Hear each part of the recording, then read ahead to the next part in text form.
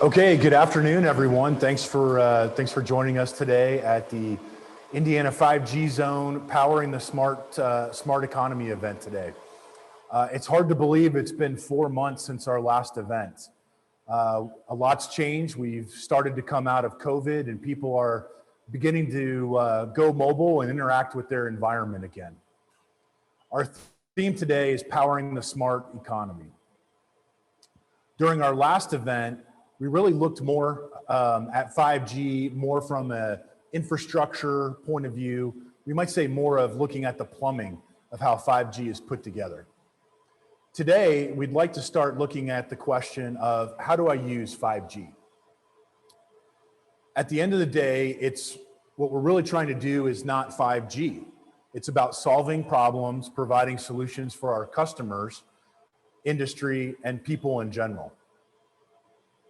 Lowering the cost of adoption and increasing opportunities for economic development is really key to what we're doing and really represents some of the wider benefits for all of us. We have a great program today. As with last time, we have an incredible lineup of guest speakers and panelists, individuals that really bring expertise from a wide array of backgrounds. We have technology experts. We've got folks that are working in the industry and commercial sector.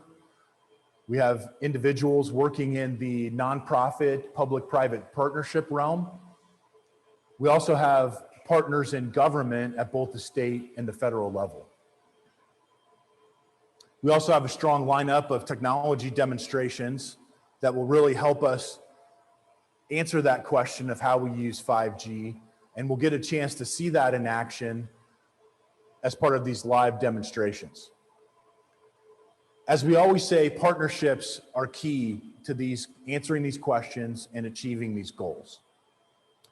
To kick that off, I'd like to debut the first view of our ecosystem dashboard, which is our tool for starting to get a look at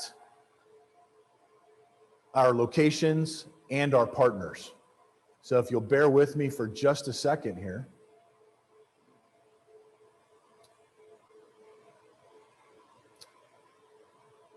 Okay, so what we're seeing here up on the screen is a graphical view of the Indiana 5G Zone ecosystem.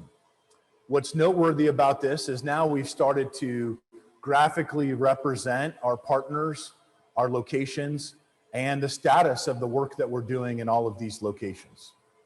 So we've talked before, and we'll talk here in just a moment about partners in Puerto Rico and partners in Hawaii. But we can also get a view of what's happening live in real time here in the Indiana 5G zone. This is a tool that provides an opportunity of visibility for those around us to see what we're working on, but it's also a tool to promote collaboration. And so with this as kind of the opening introduction, I'd like to bring on some of our first panel members, and I'm proud to say some of our first partners in the Indiana 5G Zone ecosystem. Kevin Miyashiro, from the Managing Director of the Pacific Impact Zone. This will be the first time that the group has heard from Kevin. He's represents a new partner, and we're thrilled to have Kevin and his team as part of the collaboration network. And Jose Casillas, the Managing Director of Hub Advanced Network and the leader of the Puerto Rico 5G Zone. So Kevin, I think we've got you online, and I wanted to welcome you as kind of our newest collaboration partner, welcome you to the network. And as we like to say, we've joked about before, you have the most enviable location. Although I think Jose with Puerto Rico is coming in. You guys are neck and neck for the best location in the country. So Kevin, why don't you tell us a little bit about kind of what you're working on in the Pacific Impact Zone. As we've talked before, there's a lot of similarities, but there are some differences. There's what I'll call a local flavor to how you're approaching 5G development both technically as well as from the commercialization and economic development point of view. Sure. Thank you, Sean, and thank you to the Indiana team for letting us talk here today. Aloha to everybody here on the webinar today from Hawaii. As Sean said, and it's fun to get to work hard and play hard out in Hawaii. We are the Pacific Impact Zone. We're a 501c3 non-for-profit. We are chartered to connect and to collaborate and to partner across the Pacific Rim and across North America. And really our goal is to use this network of partnerships to collaborate. And if you'll pardon the pun, because we are out in Hawaii and we like to surf and other things like that, we like to ride waves. In particular, we like to ride waves of high impact emergent technologies and use the nonprofit structure to create projects to enable the communities that we're supporting to fully embrace the technologies that are coming on board.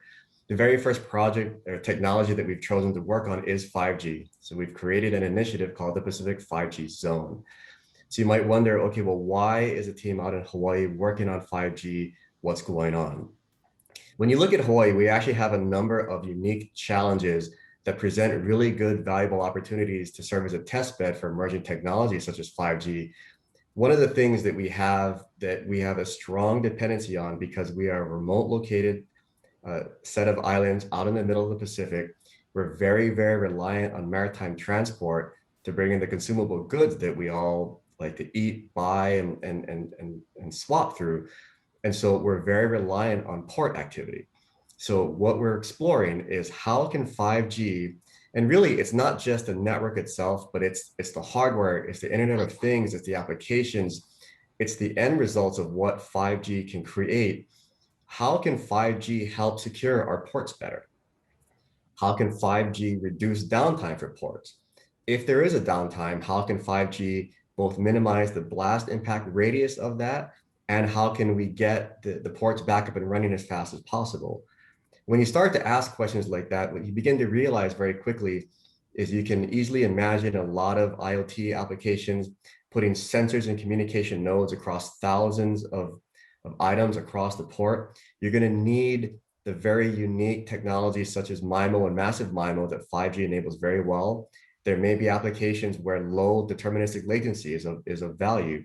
And so that's one of the reasons why we're looking at this so carefully, because Hawaii really does need this. And if we can prove out certain use cases in Hawaii, we're confident we can support other communities as well. Another application we're looking at is backhaul. Sometimes it makes sense to do cross-oceanic fiber installations, sometimes it doesn't.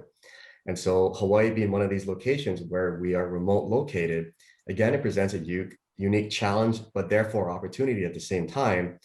What we're looking at doing is what happens when you have all of this high bandwidth, high speed data that is resident within a 5G network, but you need to exfiltrate that data and you need to have it go somewhere else in the world.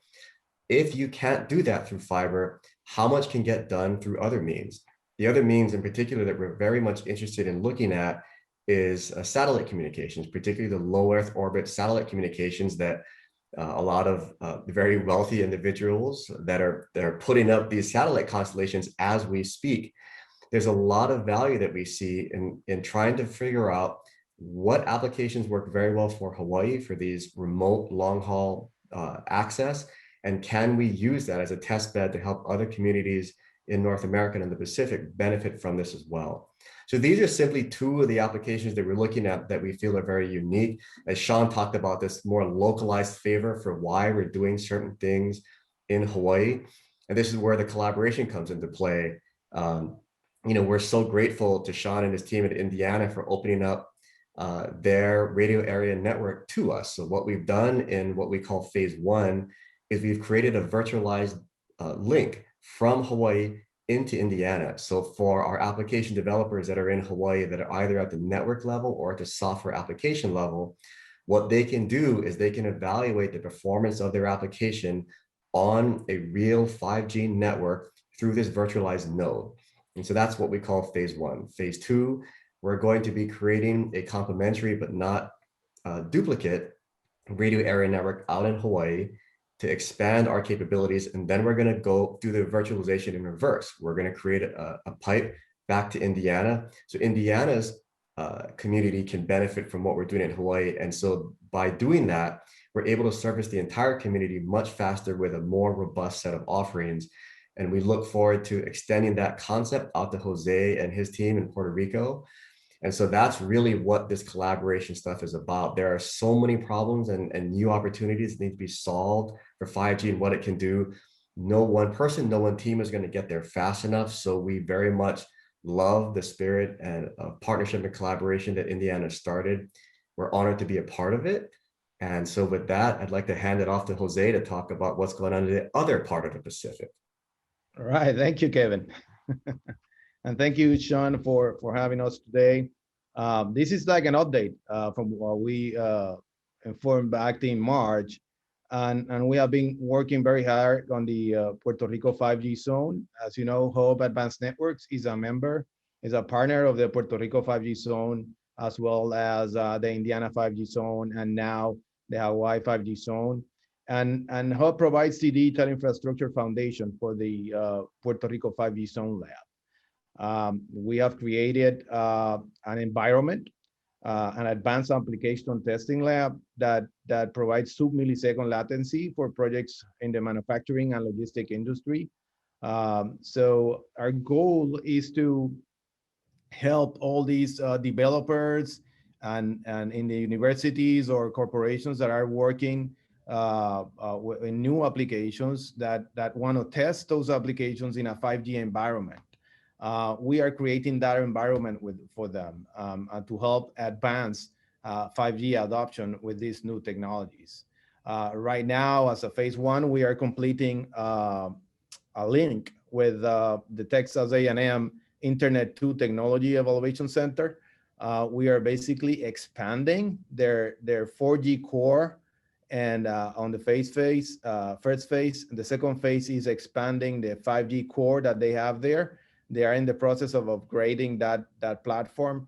So right now, as of this week, we completed the link. We are doing tests with them on the link.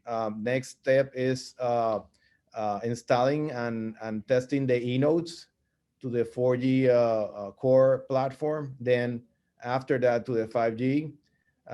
And next, after that, we're looking forward to establish a link, a direct link, just like the Kevin one just mentioned with Indiana 5G zone. So the idea behind this, like Kevin mentioned, is that there are so many opportunities coming out in the 5G industry. There are so many opportunities on the smart grid, smart cities, smart farming, smart manufacturing, and Puerto Rico being a manufacturing hub for pharmaceuticals. We see a lot of potential for applications optimized for manufacturing and logistics in the island, and also working with the details of reducing the cost of deploying applications on top of 5G networks. So we are very close to complete the first phase, Sean, and we are very proud because we have been working very hard to make this happen. So once we complete that, we'll go, our next step is to connect to Indiana. So look out for us. Yeah, absolutely. Jose and Kevin as well. So Jose, what a great update. You said an update from March, right? That's less than 2 months ago. I remember when we were on your webinar about resilient energy. Mm-hmm. And we've got some of those themes today, but I think the message for the audience here today is things are moving extremely fast. I mean, right. Jose, your team is working so hard and getting going with Texas A&M. We haven't talked about Dr. Magnuson and that team in a while, but also a great part of the larger Labs Across America ecosystem. Kevin and Jose, as I'm thinking about Puerto Rico and Hawaii, we can leave our jokes about the sunshine aside for a moment. But Jose, you said something very important just a minute ago. Manufacturing, is a key component, say a key element of your local flavor in Puerto Rico. Right. And Kevin, you mentioned ports, right? It's kind of like the lifeline, if you will, to an island economy. I actually think, I'm wondering if there are components of both of those elements, say, Jose, that it doesn't take long to start thinking that ports become important to you from logistics and obviously transitioning those goods back to the various marketplaces. And Kevin, I'm wondering how you view manufacturing in kind of like a logistics and sustainment view, or maybe I'm off base a little bit and there's a different flavor. So Jose, I'm wondering if you could take a moment and just tell us about ports in Puerto Rico, and again, maybe just a little bit of a glimpse, a preview of maybe where 5G can help solve any challenges you might see in that space. Definitely, Sean. The ports are a major part in the supply chain of the manufacturing environment here in Puerto Rico. So it's a logic step to optimize using 5G technologies. So I'm looking at Kevin now, waiting for his plan. But yes, I see a lot of views and applications in optimizing the ports using the 5G technology. So any research, we are willing to help Kevin there, because we also have the same structure here. We are not an island basically, and everything comes through barges and boats. So I see it has a lot of applications and a lot of potential for new applications development. Kind of pitch the baton over to you. Just one comment I'd like for you guys to maybe react to. When I think of ports and logistics and so forth, to me, that starts to become much more or leveraging or benefiting or taking advantage of the massive device connectivity elements, a little bit more on the low latency components of 5G. And frankly speaking, maybe not as much on the high bandwidth elements. And I'm wondering if you guys see it the same way, or if maybe there's some other opportunities that are unique or that you guys see from your perspective.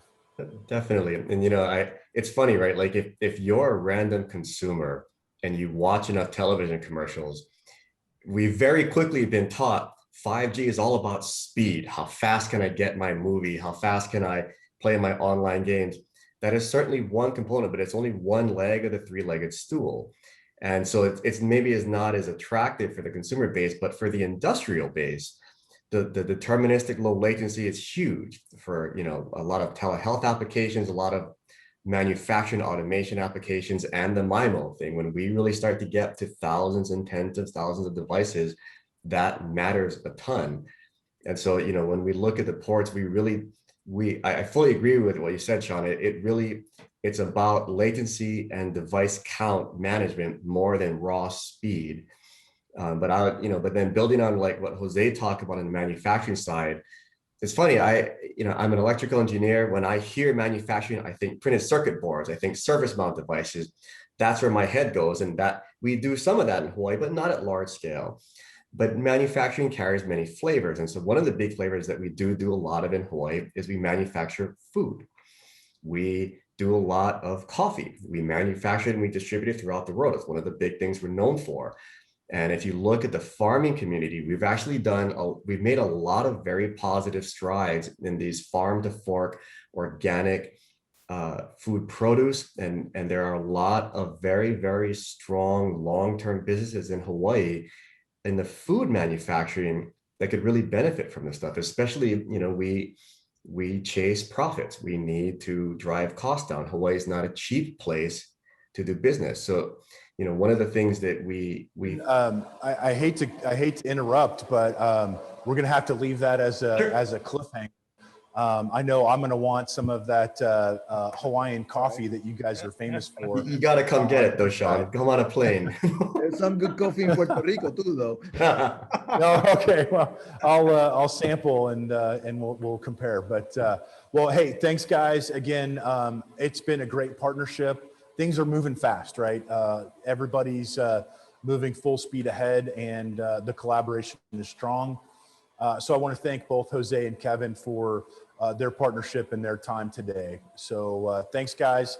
Have a great afternoon. What makes the Indiana 5G zone special is our focus to take very advanced technology like millimeter wave or machine learning or software-defined radios and see how it can make lives of Americans better saving money on energy, making transportation better, but more importantly, also creating jobs and making the community better. We are lucky right now to have 3 people who are really working at a national stage. Each of the 3 people is actually pretty famous in their own right. We have Representative Eric Swalwell from Congress, who's been really championing really a lot of bipartisan bills to not only invest in innovation, but to create jobs.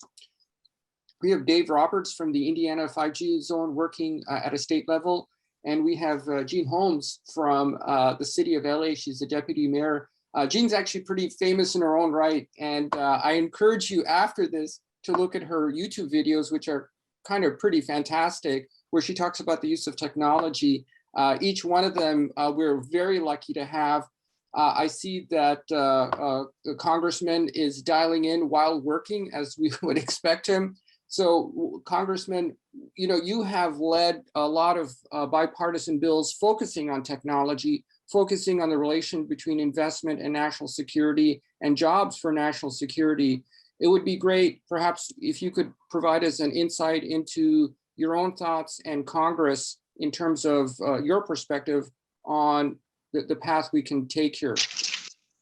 Well, thank you to Indiana 5G for hosting this, and nice to see some Californians online, and Lauren Louie, a family friend who invited me on this. I'm actually driving from Washington, D.C. To Indiana. My wife, it's her turn to drive right now as I do that. She's a Hoosier, grew up in Columbus, Indiana, and we go there about 5 to 6 times a year. So we've got a 4-year-old and a 2-year-old in the back seat. So who the heck knows what's going to happen. But my interest representing a Bay Area congressional district is making sure that America is at the cutting edge of 5G, and that we do not cede these technologies to China or Scandinavian countries who certainly dominate the market right now. That we can protect data and also create American jobs. So that that's first.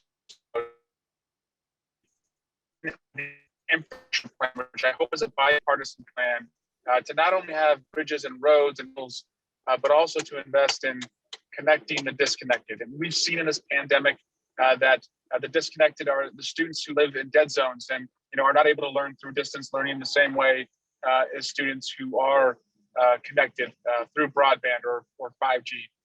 The disconnected are families who work from home, but also are working from home in dead zones and are not as connected as many of their peers. And so to connect rural America, but not just rural America, but my district, which is in the heart of the Bay Area, there are a number of residents, up to 100,000 residents who live in dead zones and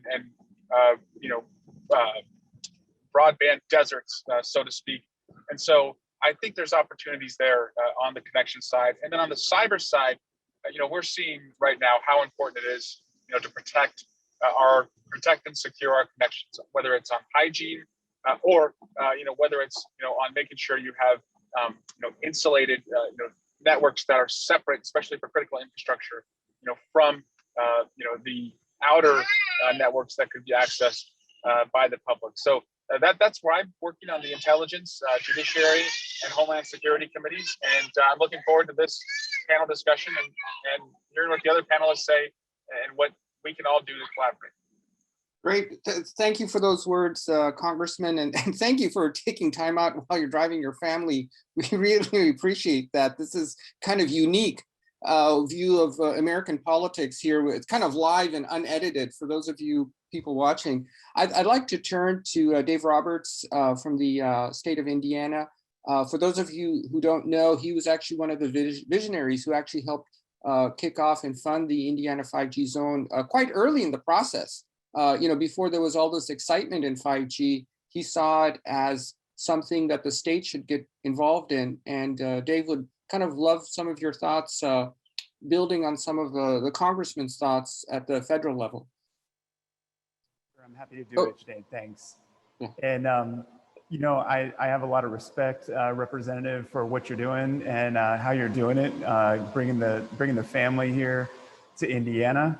And like you mentioned, partnerships are key in de-risking any significant investment that a state or the federal government decides to make in advanced technologies. And in a demonstration of partnership, we have a Republican governor. I'd like to extend an invitation to you as a Democratic representative to hang out with us if you're around town this weekend for the 500. But understand if family demands are going to keep you busy. I would say that also it's important to know. Thank you. Yeah, I would just say that it's important for sure.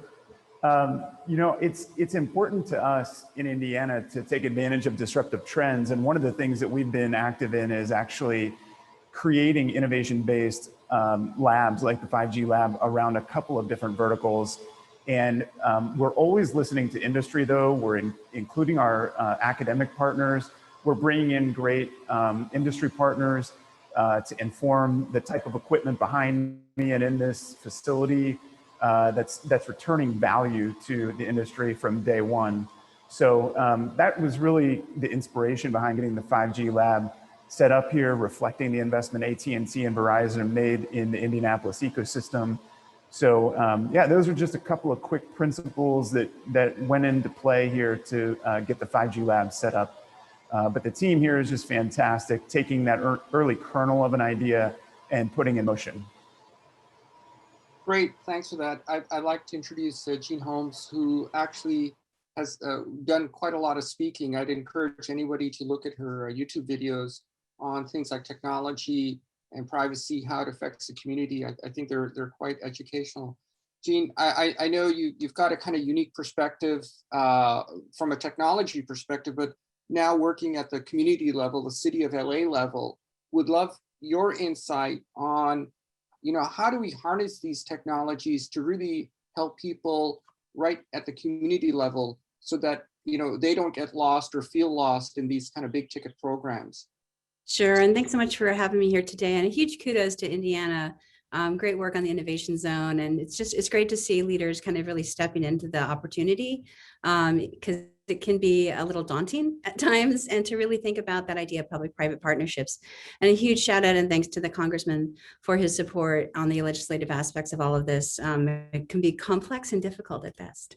So LA, through a lot of those partnerships with Verizon, AT&T, T-Mobile, Crown Castle, Comcast, Dish, I don't want to forget anybody, Spectrum, Starlink, who is based here with SpaceX. All of our service providers were part of helping us to become the first 5G city in America. And since 2018, we've been living in a 5G world. And I think that kind of plays out in different ways when we actually think about it. I'm so grateful that was in place and we had a lot of that infrastructure before the pandemic, because we'd actually started building out across the digital divide. And so we're very data driven here in Los Angeles with Mayor Eric Garcetti, and we're really looking at not just the areas of single coverage or no coverage, which we've now eliminated no coverage areas, but making sure that there's affordable and reasonably fast coverage in every spot. And sometimes that means doing a big lift. Like during the pandemic, T-Mobile was great and provided 18,000 Wi-Fi hotspots for our homeless and foster care students who dropped out at a rate of 90% last year. And so part of bringing them back in was getting that basic connectivity and support to them. And then also with Starry Internet, who helped us to provide free broadband high speed into our public housing. Changing technologies and changing ways of infrastructure mean that you have new opportunities in places where you may not have had it before. Many rural areas in America will benefit from things like Starlink's ability to access different areas without actually having to build some of the trenching and physical infrastructure. And I think this really just sets us all up for some of the things the Congressman said. The idea of innovation, where we can, if you can't be a 5G company and do 5G innovation if you don't live in a 5G city, right? If you can't actually build on that kind of a network. Being able to provide jobs all across the spectrum, from entry level, from apprenticeship jobs to, technology jobs, and being able to have that in the city where you get that benefit. And then also the idea of having these technologies in place mean that we can start to really think differently about transportation safety, pedestrian safety, air quality, and the kinds of things that run on a not just a 5G speed, I think as the congressman pointed out, but the density in which we're getting benefits at a 5G network. So at 4G, we had say 1,500 4G devices across the city of Los Angeles, which is about 500 square miles and 4 million residents. And now we'll be having close to 8,000 with 5G, which just lets us penetrate neighborhoods we never got to before. And so I just think there's a huge amount of opportunity here. It can only be done in public-private partnership. Even though, we'll talk about municipal broadband, it's always meant to be, as an augmentation or support to some of the work that's been going on with the great companies across the world, and particularly here in America. And then just thinking about how we start to gather that data from those devices, and things like with air quality, we have a NASA grant right now going on where some of our 5G locations also have air quality sensors. We gather that data, connect it to NASA's satellite data, and we're actually now able with 92% accuracy to predict the air quality for the next few weeks to help people who have asthma and who are long haul COVID sufferers to be able to know where to go to be safer in the city. Great, thanks for that. So, what's kind of interesting is our three guests actually hadn't met before on this format or coordinated their comments. And it's interesting that all three really touched on the importance of coverage for people who are either low income or out of region to make it. And I think that's great. We've got a couple of projects in the Indiana 5G zone around lowering the cost of coverage, making it more plug and play during actually rural communities, but also dense urban environments where millimeter wave can scatter and give you lower throughput. So it was kind of interesting. For those of people who are online, I'd also encourage you to use the chat. You can actually ask questions to to our guests here.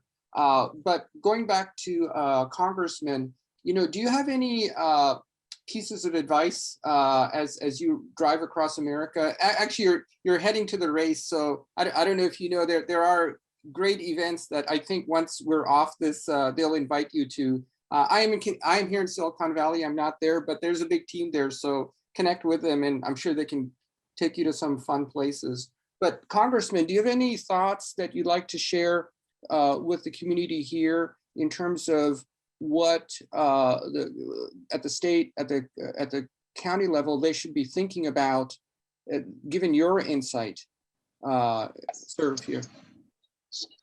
Yeah, and that's a great question. And we're at a time in my 10 years in service, for the first time, earmarks are back. They're now called congressional directed spending, and they were taken away for a long time because of abuses, lack of transparency, benefiting for-profit companies. But now restrictions have been put in place that every member of Congress can make a request for a community project as long as it's a nonprofit. So if you have a nonprofit organization or even a city, county, state project, like an innovation hub or an innovation zone, the member can request up to $10 million for that project. And if you get members, in the Indianapolis area, you have a number of different members who represent that congressional area. If they band together, you can get up to $30, $40 million. And so I would encourage you over the next couple of years, to talk across the country, wherever you are, with your congressional representatives about projects you have in the 5G innovation space, and see if they would request, to fund those. And we are certainly doing that in our district. But the idea is, the members know the needs of the local districts, but it's also a way to get Republicans and Democrats to work together, because we all have priorities and needs in our district. So I would look at those. Great, thank you, Congressman, for that. For those listening, the Congressman is truly dedicated, driving with his family and telling you where to raise money as he heads to the race. Dave Roberts, next to you, sir. I believe someone who does actually have tickets to the race. Congressman, you might want to call him directly. Dave, yeah, they're going fast. They're going fast. I think he'll call you right after. All right. So one thing I would point out is here in Indiana, we've set aside $500 million of our American Rescue Plan funding that's available to local communities. We're asking them to send in regional plans. We call it the READI plan, READI, where we're asking the local counties and cities to present us with plans on how they intend to use some of their resources, because they received, at least here in Indiana, an aggregate of $2.7 billion, in addition to the $3 billion that came into the state at our level. So we want to partner with them and make sure that their plans are augmented and heading in the right direction, especially in terms of digital infrastructure. Great, great. Thanks for that. And for our last closing thought, I would love to come back to Gene, who like me is in California, and we are not going to the race, but we'll watch it. So Gene, could you share any kind of insights? I mean, you're kind of at the frontline grassroots level on what we should think from a policy perspective to make sure, you know, as the Congressman mentioned, there is this funding out there, you know, $5 to $10 million that can be earmarked for innovation. You know, what would you want people in other congressional districts to think about as they look at different requests, or how do we shape it to create the most value for people in our cities and our communities? Sure. So I think there's two ways to do this. And I just have a huge shout out for the 500. My neighborhood growing up, we always all got together, listened to the race. We all had our favorite drivers. It's one of my favorite childhood memories. So just, we may be states apart, but just a huge thanks to having that as part of my childhood. So I think that we kind of look at these innovation spaces in two ways. One is focused on the residents and the folks who are living in the cities. How do we get them capacity, financial, digital literacy, and that kind of thing? But there's another component which we're starting to promote here in Los Angeles, which is how do we help entrepreneurs who are looking to kind of break the digital divide in different ways, whether it's better provisioning of devices, digital literacy training, other kinds of innovations, not necessarily in competition with the telecoms, but it's like in a different way. So we're looking at actually creating incubators around the digital divide, but particularly for entrepreneurs and helping to nurture those businesses as they move forward. We've grown a few here in Los Angeles that are just great breakouts, but we want to make that part of the regular like ecosystem of LA. And so I think there's a couple of different ways to look at it, and I encourage everybody to apply. It's going to make a big difference. And with that, I'd like to thank our three speakers who've really provided, in a very short time, a view from a federal, state, and kind of county, city level. Thank you for all. All three people actually have a lot of online content, and I'd encourage all of you to view all of that. I think it's important that you know, we have the policy level partners as we look at initiatives. And by the way, some of those initiatives, when we start talking about autonomous vehicles and smart transportation infrastructure, you've got to do that in conjunction with the policymakers. But what I'd like to do is switch gears a little bit and introduce our next set of speakers and tag team panel, Scott Hubble and Anthony Magnan from Verizon. Scott's the business development and strategic planning director, and Anthony is the head of emerging vehicle technologies. Thanks for your time and participation today. What I was hoping you could do, and maybe we'll start off with you, Scott, is talk a little bit about what we talked about before with your exciting project around autonomy and transportation infrastructure integration. I think it's fascinating what, when you start looking at the networks and what the network requirements and what becomes really an integral part of the transportation infrastructure. Would love to kind of have you kick the ball off and kind of get us started there. Yeah, thanks, Sean. We look at our work in this space as a giant partnership, starting with the collaboration we have with the municipalities on best practices for our physical network deployments, all the way out to our use case testing that Anthony's team performs on a daily basis. I spend a lot of time in the permitting office. Anthony gets to spend his time in really cool connected and autonomous vehicles. So my job is not as exciting, but it's an equally important component of the big 5G and connected and autonomous vehicle picture. we've recently fortified our 5G network with a strategy that focuses a little more specifically on mobility and AKA the automated and connected vehicle. We did this by acquiring a very large stake in mid-band spectrum, somewhere in the neighborhood of $53 billion. So you can see where our focus is based on a financial investment.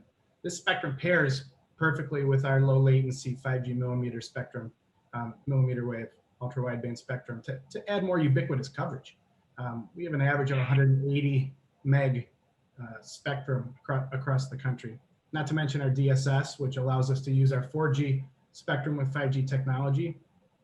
At the end of the day, though, what we're doing on the infrastructure side to support this is all about how can we best improve the travel experience and, of course, improve safety as we go. Anthony's gonna, if you don't mind, Anthony, jump in and share some great conversation on what we're doing with use cases with our OEMs and tier ones, and then I'll kind of come in with some questions along the way to help keep the conversation fluid. Yeah, absolutely. So thanks for that introduction. Yeah, we're doing some exciting things in the space right now when it comes to connected and autonomous vehicle. And as Scott alluded to before, that all entails in part of the advanced infrastructure that Verizon's network can provide with both 5G and what we call mobile edge computer, MEC. Most of our use cases that we are currently in proof of concept with relates to the infrastructure of 5G and MEC and safety, critical safety applications. Those critical safety applications are inherently difficult to test in a real world scenario. So we've actually partnered up with M-City at the University of Michigan to find that real world scenario in which we can come and test before we get into the real world. It provides the infrastructure that we need, a 5G new radio system and our LLC, low latency compute system that mirrors what we come to expect in our commercial systems in the real world. So these safety critical systems on the connected and autonomous vehicle platforms could be safely tested in a real world like scenario. It's not Indiana, but I mean, we are very close into getting into that test environment where Indiana will play a big part of that.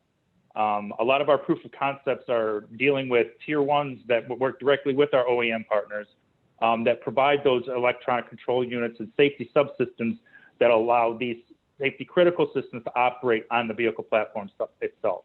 So we're taking it to that next level. Our OEM partnerships still being a very valid part of our strategy moving forward, but those safety critical systems lie in the subsystems.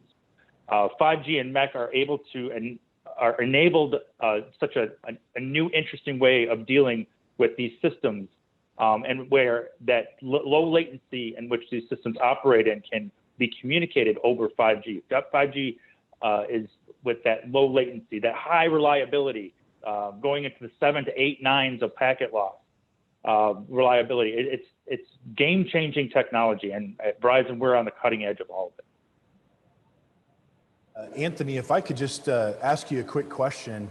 When I think of a 5G network, I think of it carrying all kinds of traffic, autonomous vehicle traffic that you're describing now, but also other types, call it consumer, industrial, maybe even non-critical infrastructure traffic.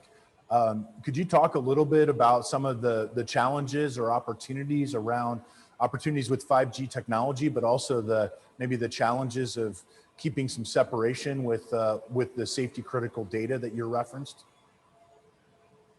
Absolutely. So let's just start out by saying that our LTE system isn't going anywhere for a very long time. LTE, we built it in such a way that there are going to be use cases 20 years down the road that will be able to utilize that same technology because it doesn't require the KPIs, the key performance indicators in which 5G operates in. So we'll always have that LTE connection. But what 5G, what that does is that it operates in a more efficient way. And what I mean by that is that we can utilize a system within the 5G architecture called network slicing. And what Scott said earlier with the minimum of 160 megahertz across the country that we have available to us in the mid-band range, with partnered into our new radio systems and millimeter wave, we can get upwards of performance indicators in the 2 gigabits per second of download and uplink speeds. That is unheard of. But back to that network slicing part, is that we can, since we own all this spectrum, we can limit the usage of 10 megahertz swaths, for instance, that enable just for safety critical systems, where it's not having to be shared amongst other users utilizing that same spectrum band. Not to mention that the 5G technology, just kind of adding into what Anthony said, is inherently more secure. So the generalized aspects of what we're bringing just by virtue of deploying 5G is a more secure technology that plays into the necessity of security when it comes to the automated and connected vehicle.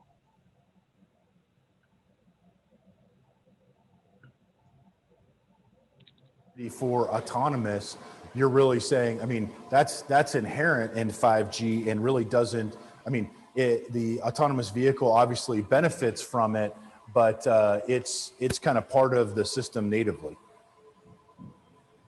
Yeah, that's exactly right. That's exactly right. Yeah, okay. Well, hey guys, oh, go ahead, Scott. Yep. No, that's okay. I think you were wrapping into the next segment, and I was just transitioning as well. So we are. I tell you, we could probably talk about this all day.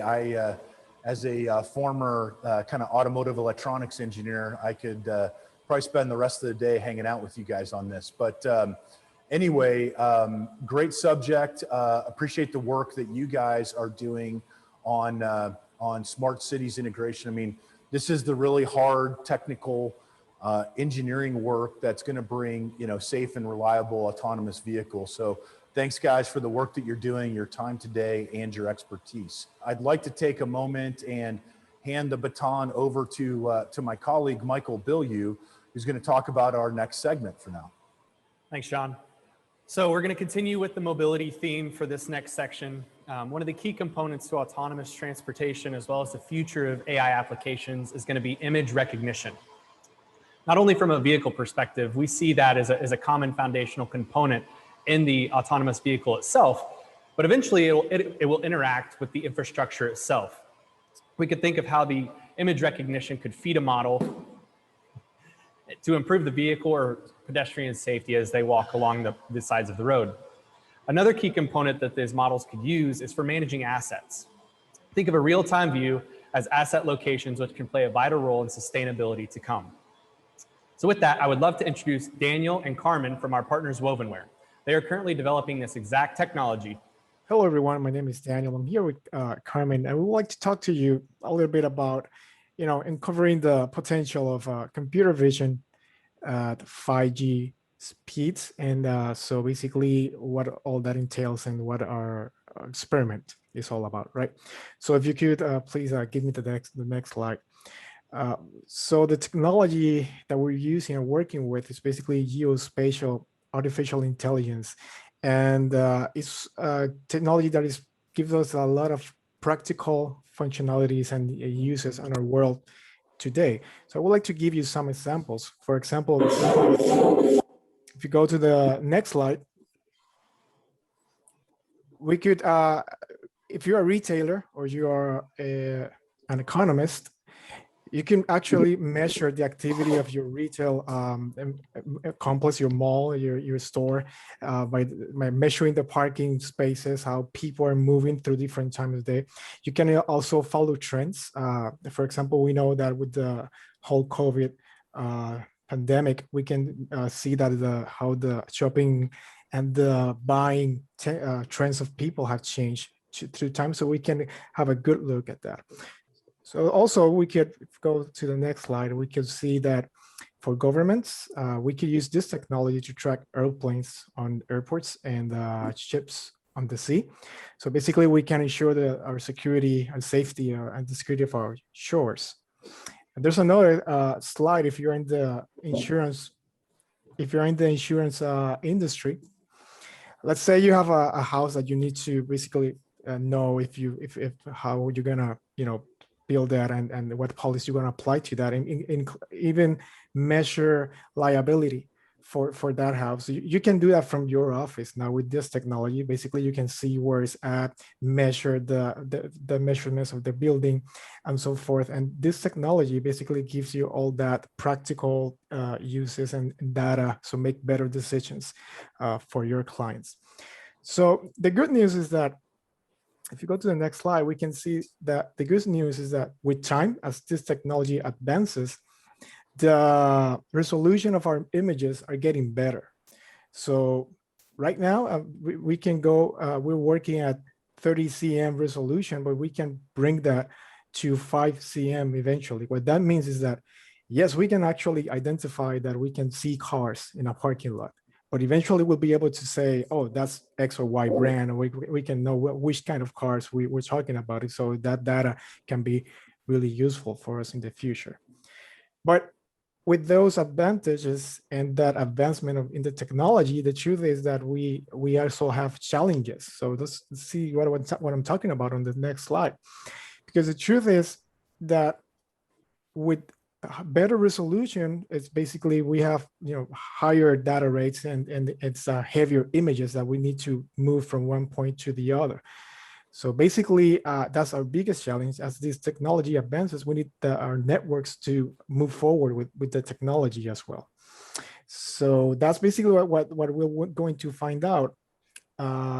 We want to know, and that's what the experiment is all about, just to find out if the speeds of 5G networks can actually have a significant impact. Sorry, could you move to that next slide? So there you go. Sorry, my bad. So if the technology, the 5G networks can have a significant impact, not only in moving heavier data and more resolution, but also being able to serve people in remote areas. So that's what we want to find out with our experiment. So let me show you what we're gonna be working with. So if we could move on to the next slide. Basically, what we're doing is that we have an application on a mobile device. So we have an image, and we're gonna be moving that image in small tiles to our server, which basically is a server that we put up, and that server has a neural network which has hosts a model that basically processes that images. And in this case, we train that model to spot buildings, right? So they will identify the buildings and send us back the data to our application. I will draw little green, little boxes on our images just to identify those buildings that the model have found out. Sorry. Okay, so basically we're doing that. If we move to the next slide, that would be our workflow. So we have our data. We do uploading the images through the 5G network back to our model server. Then it will process the images and send back the response with the results of our data. And then we'll actually do some metrics on that data just to see, how the round trip times, how did that behave compared with 4G LTE network. So let me give you an example of what we have as a baseline on the next slide. Basically, we have run this test with 4G network, and our average times through 6 experiments. You can see 6 different bars in this graph. So basically, we run the experiment 6 times. On the average time is basically around 33 seconds for the round trip. So we want to find out how does the 5G network behaves and compares to these baseline numbers. Right, so let's see it in action. What we're seeing here and what we're excited about is that we designed this experiment to really test the upload time, which we know is the biggest limitation right now, or one of the limitations with 5G, but we really wanted to test the boundaries and see how it behaved compared to other networks.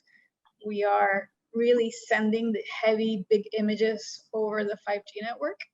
And still with that, we're seeing that the speed is improving greatly.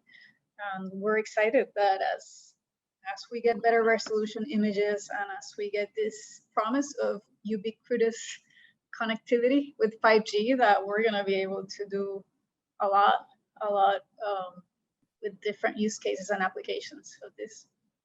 Awesome. Well, thank you, Daniel and Carmen, so much. We have two guests who are kind of experts on smart transportation from let's just see, from May Mobility and Camille and Com from the Everest Group.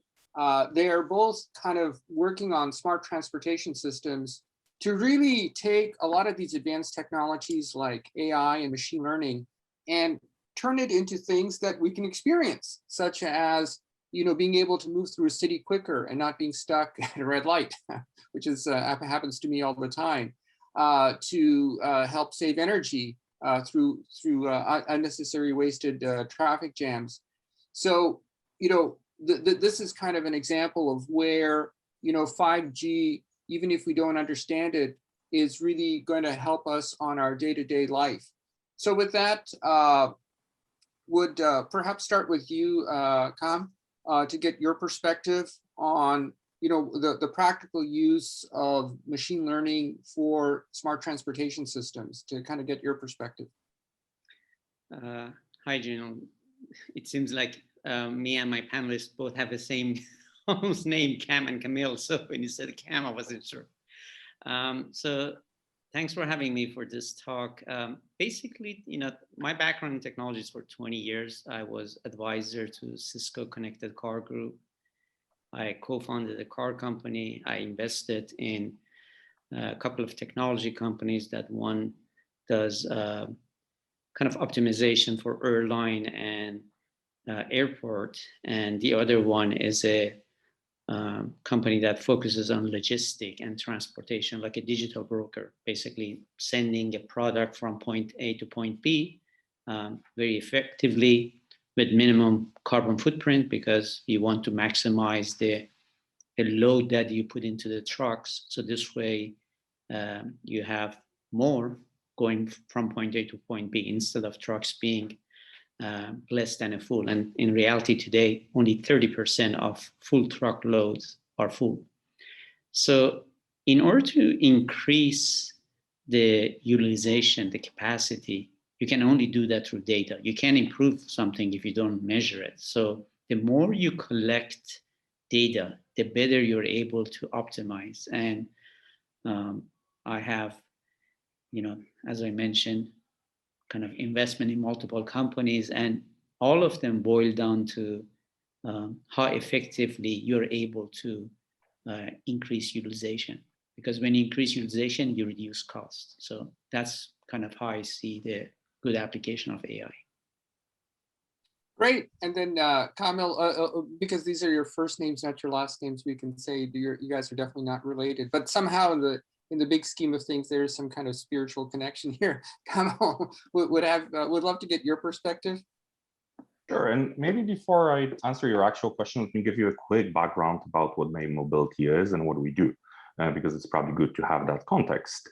So May Mobility is an AV company. We are an autonomous vehicles company. We are a software company, but we are also a services company, because our mission is to transform cities. So we typically provide services to different cities around the world, and we help to improve primarily their public transportation system. So we actually operate today in Grand Rapids, Michigan, in Arlington, Texas, and Higashi, Hiroshima, Japan, and we're about to launch here in India as well, which is very exciting. In fact, we've actually done over 270,000 autonomous rides in real cities, on real roads, with real people, like no NDAs needed. Any one of us can hop into those vehicles and just have a fully autonomous ride.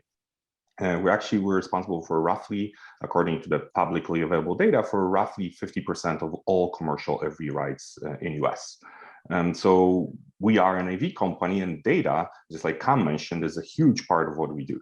So going back to your actual question, I will give you 3 examples of where we're using and increasing the usage of AI and ML in our operations. So first and foremost, obviously, while developing our autonomous system, especially on the perception side, so how we recognize different objects. And we are probably less optimistic about AI, more on the planning behavior side than some of our peers in the industry, because we think that it's a hard challenge to hope to have seen every single situation and depending on that for the system to be able to handle it. So we're actually relying on some other technology in that space that our founder developed at MIT and the U of M. But we're also using AI to process all of our data from our operations, from our real sites, to help us better target the development of the system. So if we know we don't handle certain situations great, AI can help us to identify that. But the AV space is just one of those spaces. We also use AI and machine learning to better plan our routes. So in the dispatching space. We have a great partnership with VIA, a company called VIA in Arlington, where they're helping us to optimize our dispatching of the on-demand service using AI. And then last but not least, which is an area that's very developing and we're very excited for, is around providing more visibility into the life of the cities. If you think about AVs, they're really sensor on wheels, right? They drive around the city and those sensors are helpful to make the right decisions, but they're also collecting information about how the city moves. Imagine a situation if you could ask all your buses at the end of the shift about like which roads are crowded and which street and which maybe traffic lights are not synchronized properly, or where the crosswalks are not placed accordingly to what actually how people use them. And with AVs, we can actually measure that. And AI is super helpful to identify those patterns because there's a lot of that data, and trying to do that manually would just not be possible. So those are just 3 quick examples, but there's many more that we're seeing adoption of AI in our space.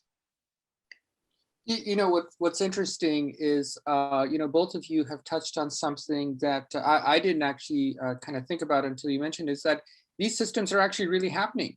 That, you know, we think it's really in the distant future, but actually it's not. We're really starting to see smart transportations come in, and to both your comments, kind of coming in invisibly or kind of behind the scenes. What is your thought on you know, and this is a question for both of you, unscripted, on how soon we'll start seeing autonomous vehicles and the relationship between autonomous vehicles and, you know, people just driving cars like myself. Kam, if you want to take that first. And I didn't know, Kam, that you had invested in so many companies and, you know, we're like the super wealthy guy. We you know, I think, let me just tell you, when I was at the Cisco Connected Car Group, I realized that there's a lot of opportunity on transportation. So when my friend said, you know, I sold the car, now I need to start a company, I was the first investor, and that's how Rizvani Motors started. And the first person that test drove our car was Larry Ellison from Oracle. We shipped the car to his mansion. He test drove it there. Jay Leno did the program, and we sold the car to one of the founding member of Blackstone. He had 84 car, and our car was 85th. So in a way, you could say maybe Rizvani Motors is for billionaires car. But I personally, the reason I wanted to join this gathering, I want to be involved with the technology that affects 1 billion lives in a positive way. And that's not through what we have done through my own car company. That's the reason I really see amazing opportunity on 5G and AI, because, you know, human in nature, we're mobile. Yes, we have home, but outside of the home, we need transportation. And one of the, I was listening to the panels earlier with Congressman Eric Salwal and also Deputy Mayor Jean Holm. I actually invited Jean to this event. And one thing that she mentioned that was very powerful is she said, if you want to increase the value of the real estate, the best way to do is to block the road so the cars are not coming into the road. Of course, you need the car, but you do it in a very nice monitoring, closely monitored way. So this way, kids could play on the street. You know, there would be a lot of interaction, maybe new type of restaurants, and all of that increases the home value. So this is one of the good example of how technology could translate to real solution and improve people's life. And actually, the office that I'm in right now is at the Zoom Transportation, 5-year-old company. In less than 5 years, they have gone from almost like 2.5 million in valuation to 100 million. So I see a lot of opportunity for this multi-trillion-dollar industry, and especially with 5G, it's even greater. Well, Tom, we're definitely going to bring you back to the Indiana 5G zone so you can give us all a tutorial on how to make money. Because I actually got invited to attend that meeting, but since COVID happened, I have reduced my traveling. So Kamil, we actually have a question from you on the chat, and I do encourage people who are dialed in to ask questions. So someone actually asked you a question on the use of machine learning to find potholes, to not only help people avoid them, but tell cities what are the biggest potholes and slowing down the traffic the most. So that's kind of a great question on how something that seems very abstract like machine learning can actually provide kind of immediate value to people, as in don't drive here, and also telling cities, hey, you should fix this because this pothole is causing a bigger problem across the whole city. Would love your perspective on that. Yeah, first of all, it's a great question, but it's also a question that's very much aligned to our product roadmap. Those are the kind of solutions that we're working on. And going back to our model, we provide transportation service to cities. So our customers oftentimes are the city planners. And so the core purpose of that service is to move people around. But one of the things that we learn as we deployed it in real life is that we have additional services that we can offer. One of them is understanding how your city moves, what problems the city has, by just driving around and collecting data about it. So the pothole example is actually a pretty common one. I'm almost kicking myself for not mentioning it myself because it's such a good one. So it is something that we're working on to be able to give our city partners that information back, that maybe you have a pothole here that should be addressed. So yeah, definitely in our scope. Well, that's the beauty of these Indiana 5G zone events. They are truly live and unscripted, where we bring together smart people and we see what happens. So, one thought back to you, Com, since I've now realized, you're a gazillionaire.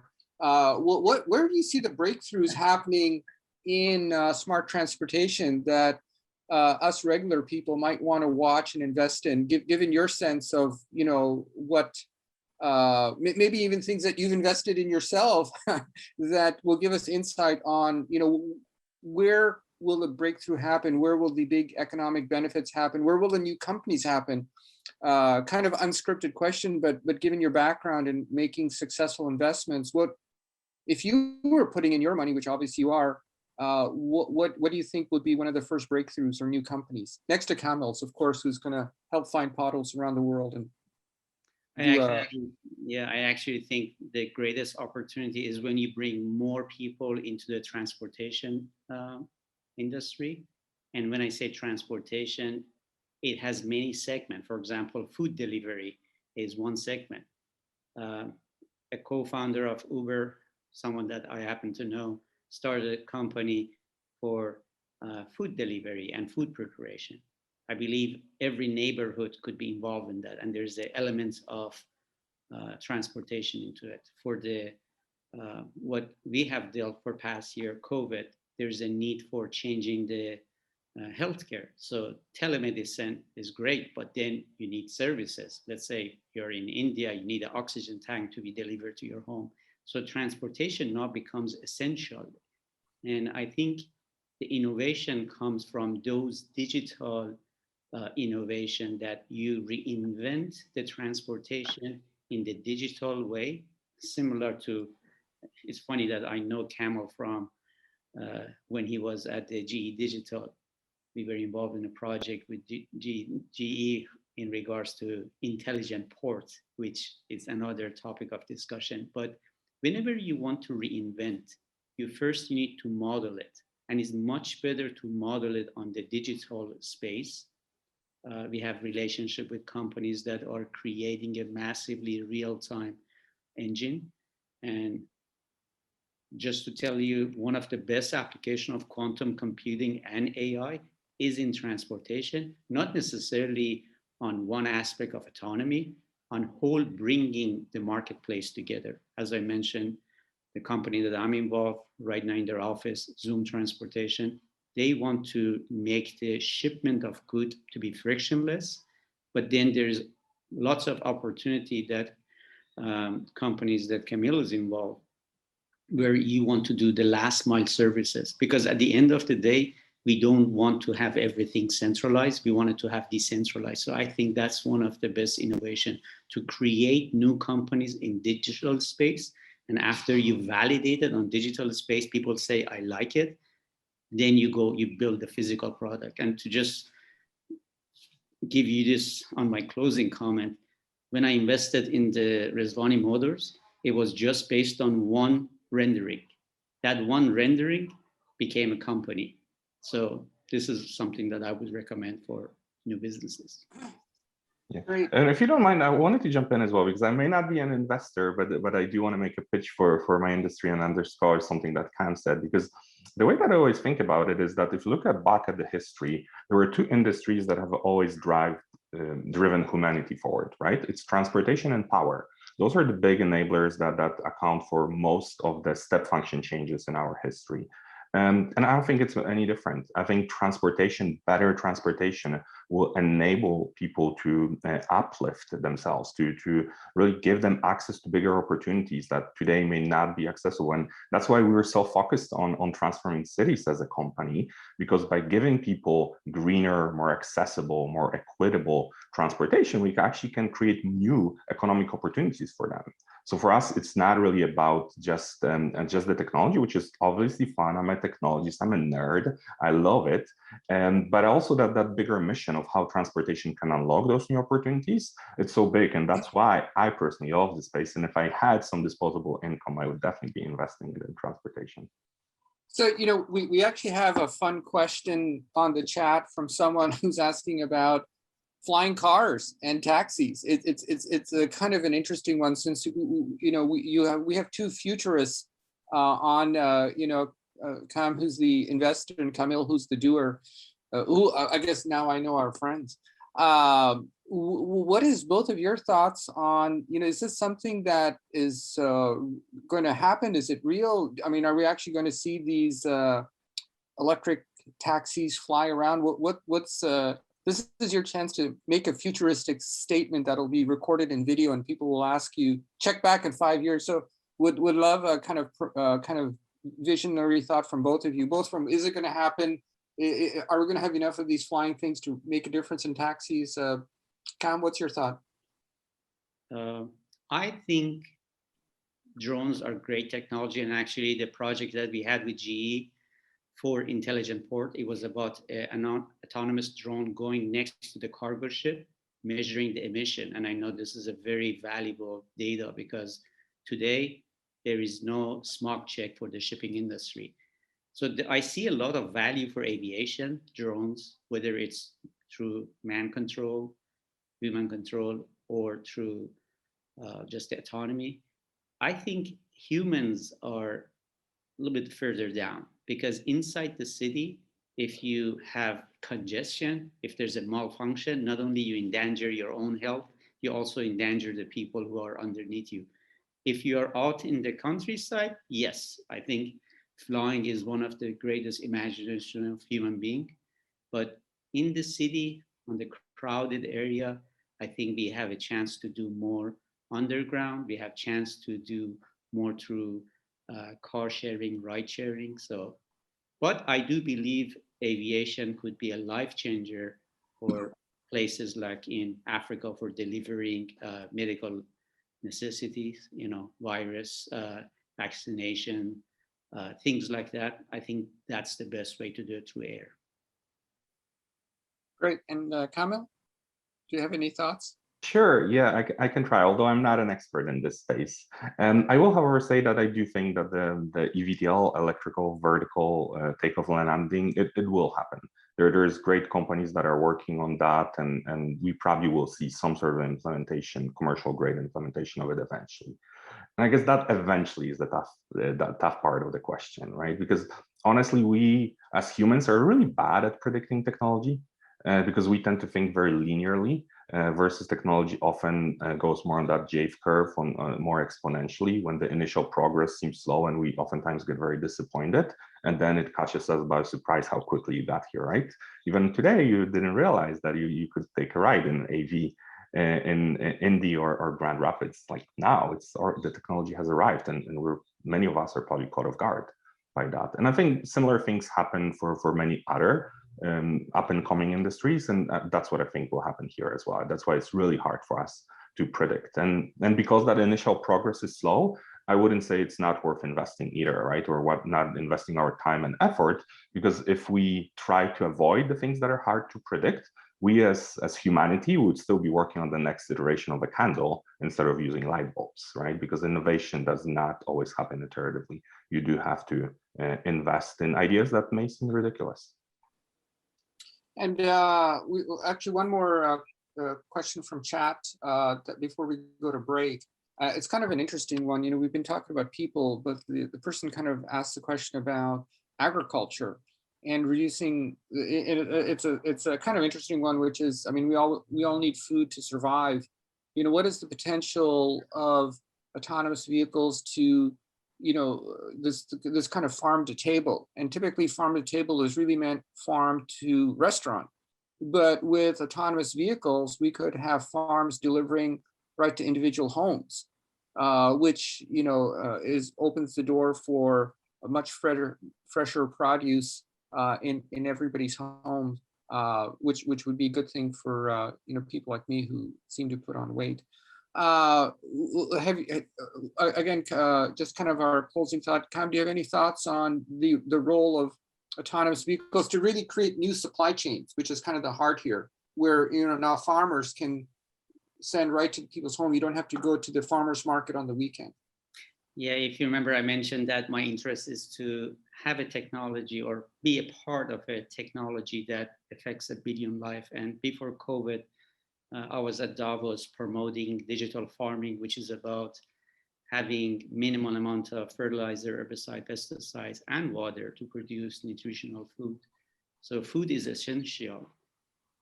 Growing it requires a lot of opportunity for autonomy and, you know, mobility, but also last mile delivery, the space that Camel is in, could also be very valuable, because, you know, we all love to go to farmers market. What if we could just, you know, go to our app and say, you know, I want this, this, and that, and it's delivered to you. Of course, you know, going to farmers market is a good experience, but if you're able to get that kind of a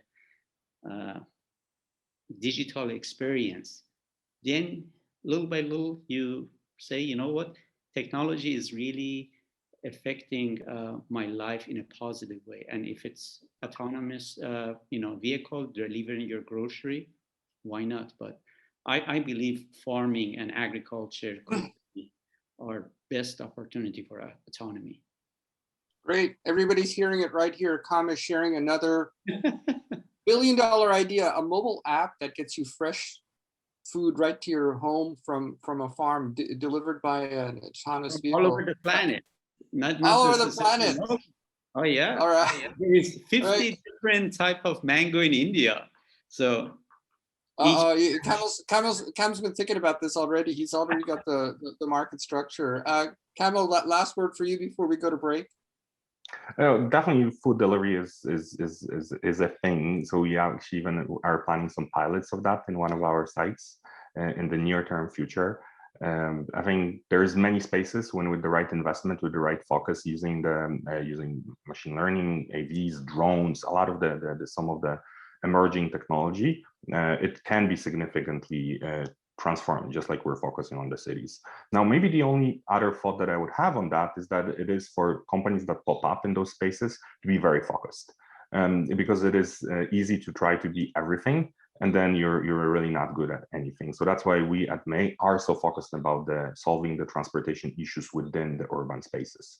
It's not to say that this is the only space that we'll ever be in, but for now, we're singularly focused on where we see the biggest value. And if there's other companies that actually pop up in some of those adjacent spaces and using similar technology, we'll be rooting for them. Absolutely, we'll be happy to share, because there's so much that we can use, put technology forward to make all of our lives better. But trying to solve all of the issues, like if we as May try to get to farms to tables, that probably would be a distraction that would prevent us from achieving our other or our first mission. So that's why we're really taking step by step. Just wanted to mention this and the closing, something that Camille mentioned, that information and energy have always been together in the past 150 years. First, you had the railroad, and then you had telegraph. Then you had cars, and you had, kind of a telephone and internet. Now you have 5G and autonomy and electrification. This is the future, and it's going to be here, affecting our life for the next 20 to 30 years. Thank you so much for staying with us today while we go through our smart traffic demo. Today, I'm Brian Wayne, today and every day, I'm Brian Wayne, the CEO of XQ Message. And with us, we have Dan Sobolski, who's a cloud expert and cybersecurity expert that's been working with XQ Message. So back in January, the last quarterly event here, we were pioneering secure video over 5G at the lab. And we started thinking about the next step in the next evolution in what we would do. Between the Indiana 5G zone and XQ Message, we've been thinking about ubiquitous secure communications for some time. And so the next step seemed obvious, to add computer vision and edge compute with secure video to see what the implications for mobility would be. So part of our smart traffic overview, we know that connectivity will be the foundation for an increasingly intelligent mobility systems going forward. But what are the specific problems that we can solve with smart traffic, smart intersection, congestion, safety, health, tolling, autonomous? Right now, the US loses $87 billion to congestion. Through air pollution, it costs the US between $50 and $80 billion a year. When we start thinking about the ability to compute in near real time and avoid some of the lag that might happen if you try to transfer data to the cloud, and then securely transfer the information that needs to be transferred to a smart traffic platform to protect the personally identifiable information that is taken of the people that are driving and on the street and whatnot. And then also to just for general safety, you don't want the ability for this infrastructure to be hacked and confuse some of the autonomous other vehicles that might be participating in this. But when we think of like a mesh network, the implication of intersections that can talk to one another, the implications are really tremendous. And I was wondering, Dan, if you might contribute some of your thoughts. Yeah, what was interesting when Brian asked me to take a look at this with him and work on this, I was kind of a naysayer. I didn't really see the value, but the more I got into it, the more interesting it got. And as I thought about sort of how we could empower first responders, and how we can sort of avoid those situations where I'm sitting at a red light and there's no traffic coming from anywhere, and why is the light red? So just kind of weird things like that you could really make a lot of big impactful changes. And then you pivot over into autonomous, and it gets even more interesting because then those autonomous vehicles potentially become part of that mesh, or at least can reach into that mesh and grab data out of it to understand where they're going, or sort of what's ahead of them and how they might route around certain things. It could get really, really interesting. So then let's get into the nitty-gritty of what we built and what worked and what didn't work along the way. So when we look at our smart intersection, over here for and the edge compute, what did we need? We needed a camera to take in the images. We needed to power it. And we needed something that could power it independently, so solar, and then a battery to store that energy. We knew that we were going to have to contact the 5G networks. We needed an antenna and a router, and then some place to process the actual video to make it intelligible at the edge. And then, of course, we were using XQ to encrypt it at the edge and then take it to the traffic platform. I think that right now it would be a great time to actually go into the demo itself. And I'm going to turn it over to you, Dan, to talk a little bit about what we've got going today. Yeah, so what we're seeing here behind me is actually a replay of some video we shot this morning using what we call the camera rig. We got to come up with a better name for that. Looking over Ohio and Capitol Street, the intersection of Ohio and Capitol Street. And what you see here is in the top quadrant here is the video being rendered. And so it's on a loop, so it'll come back around and the cars are going to start going. And what we have on the actual edge in this sort of device that we put together that we'll have some pictures of later is some computer vision software, some open source stuff, things like that, that you know, any of you can go out there and leverage, but that we've pieced together to start sort of put a base to this. Now there's a lot of places we could take this, but this was, you know, this is our start. So what we're doing is it playing still? Yeah, okay.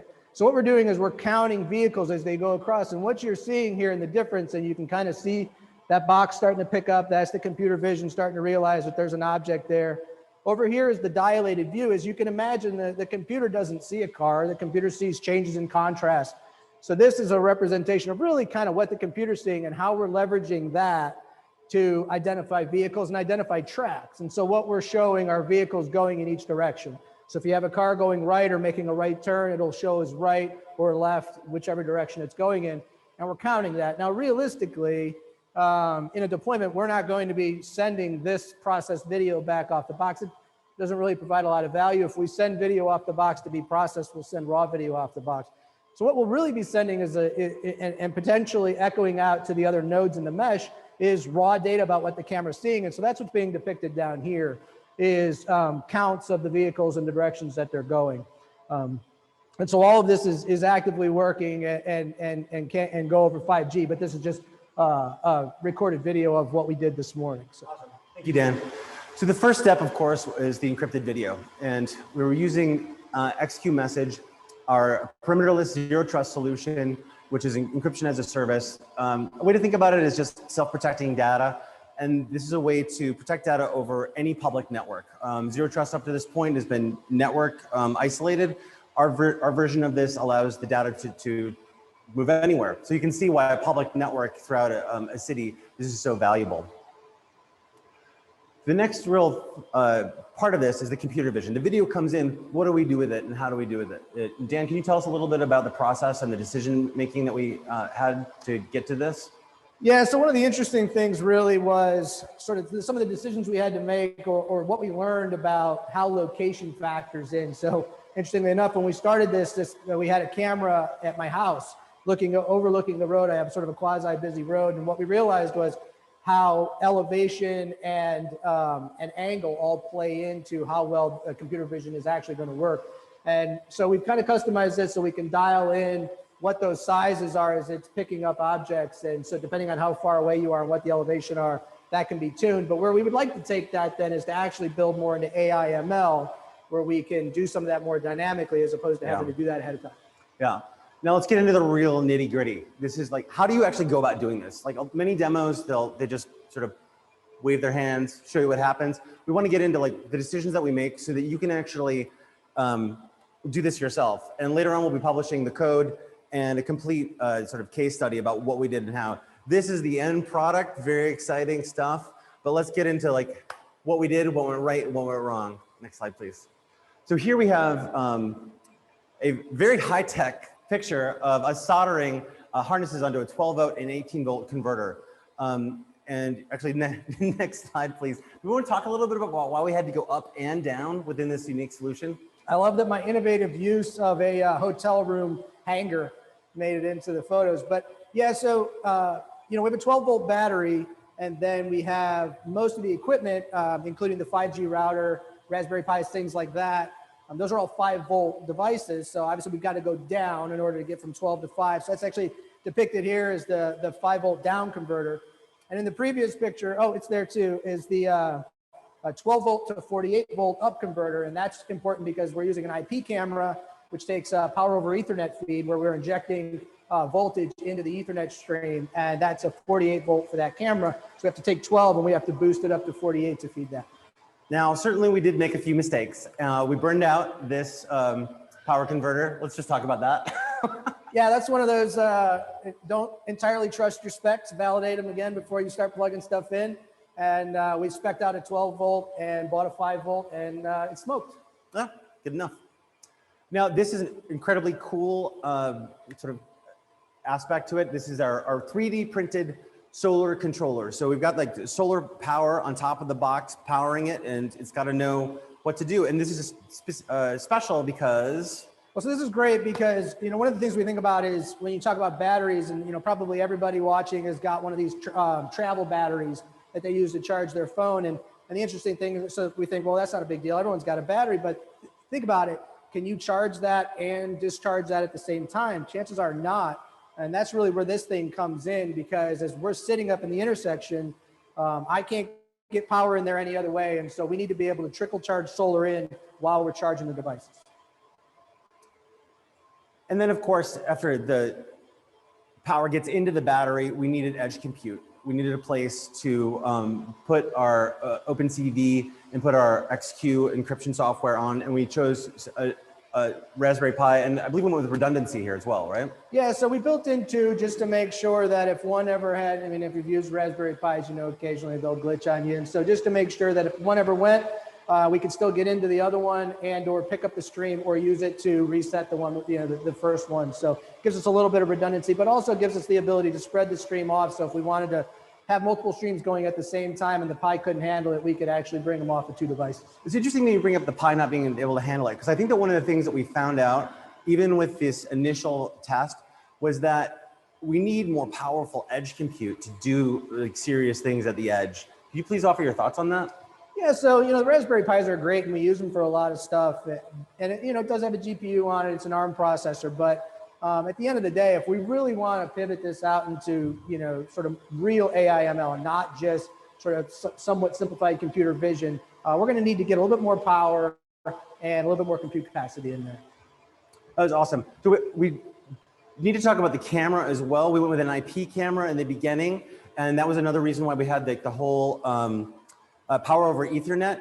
Now that gave us some real trouble last night, and it was an interesting thing because like at home we were able to do some of the testing in the lab and some like off-site, like in our own home offices and whatnot. We had power over Ethernet switch which could plug into 110 volt, but of course our box is on the top of a pole, so we don't have that. So we had a slightly different setup during testing, and we found out that there was a problem with the real-time streaming protocol when you combined the power over Ethernet device with the new switch. That's right. Yeah. Yeah. So the way we grabbed the video is we were using the RTSP stream coming off the IP camera, and interestingly enough, I mean, we still don't quite know why, though I'd like to dig into that after the demo is over. The RTSP stream didn't work despite every other feature of the camera working. And I think, and this might be a blog post for us at some point, right, is all the lessons learned, the things that we would do differently next time. And one of those things is not use an IP camera when the compute's right there anyway. Absolutely.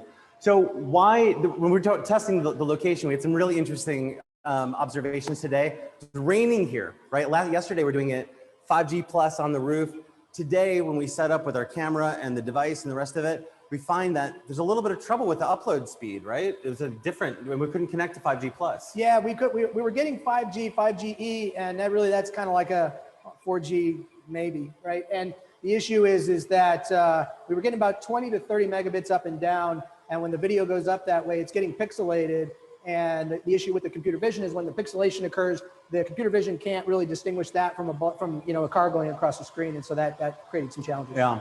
So we think about why we did this in Indiana. Well, Indiana's, in Indianapolis, Smart City Initiatives. There's a mobility zone here, right? And part of that is the EV bus line, the charging stations, the mobility corridor in general with that will pursue CV to X communications. So this was a first step that we would like to explore and expand with other partnerships going forward.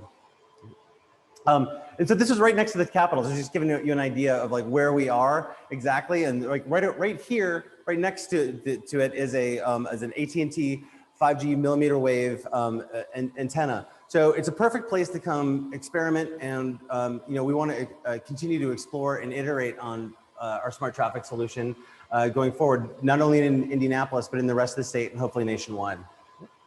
Did you have any closing comments or thoughts? You know, I just think, again, I was skeptical when we started this. And, my first thought was tolling and tickets and nobody wants that, right?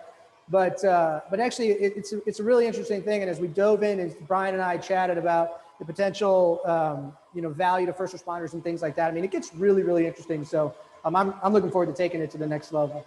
All right. Well, thank you so much. Thanks, Dan. Appreciate it. And back to you, Junaid.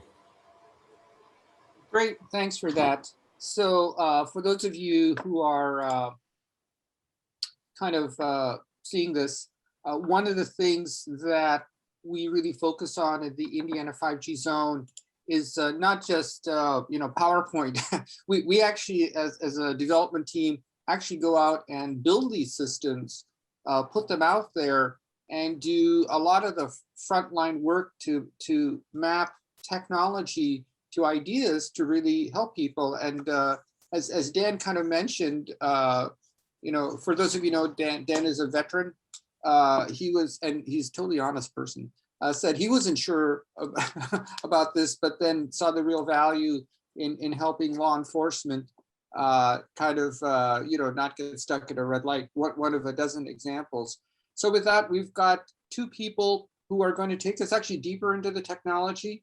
As a part of the session today, our goal is not just to provide a high-level view, but as you saw, not just a high-level view and just not cover the policies, but then get into technologies. When we had Tom and Kamil introduce ideas, now going deeper into real life demos, showing you exactly how we did it. And now we're going to have two experts in software development, one on the automotive side, one on the traffic management side, to take us deeper into the technology, give you insight. How are these systems working? How are they being put together with that? So with that, we've got two people, one from Mobility Insight, Bob, if you're there, you can turn on your camera, and Dave, if you're there. All right.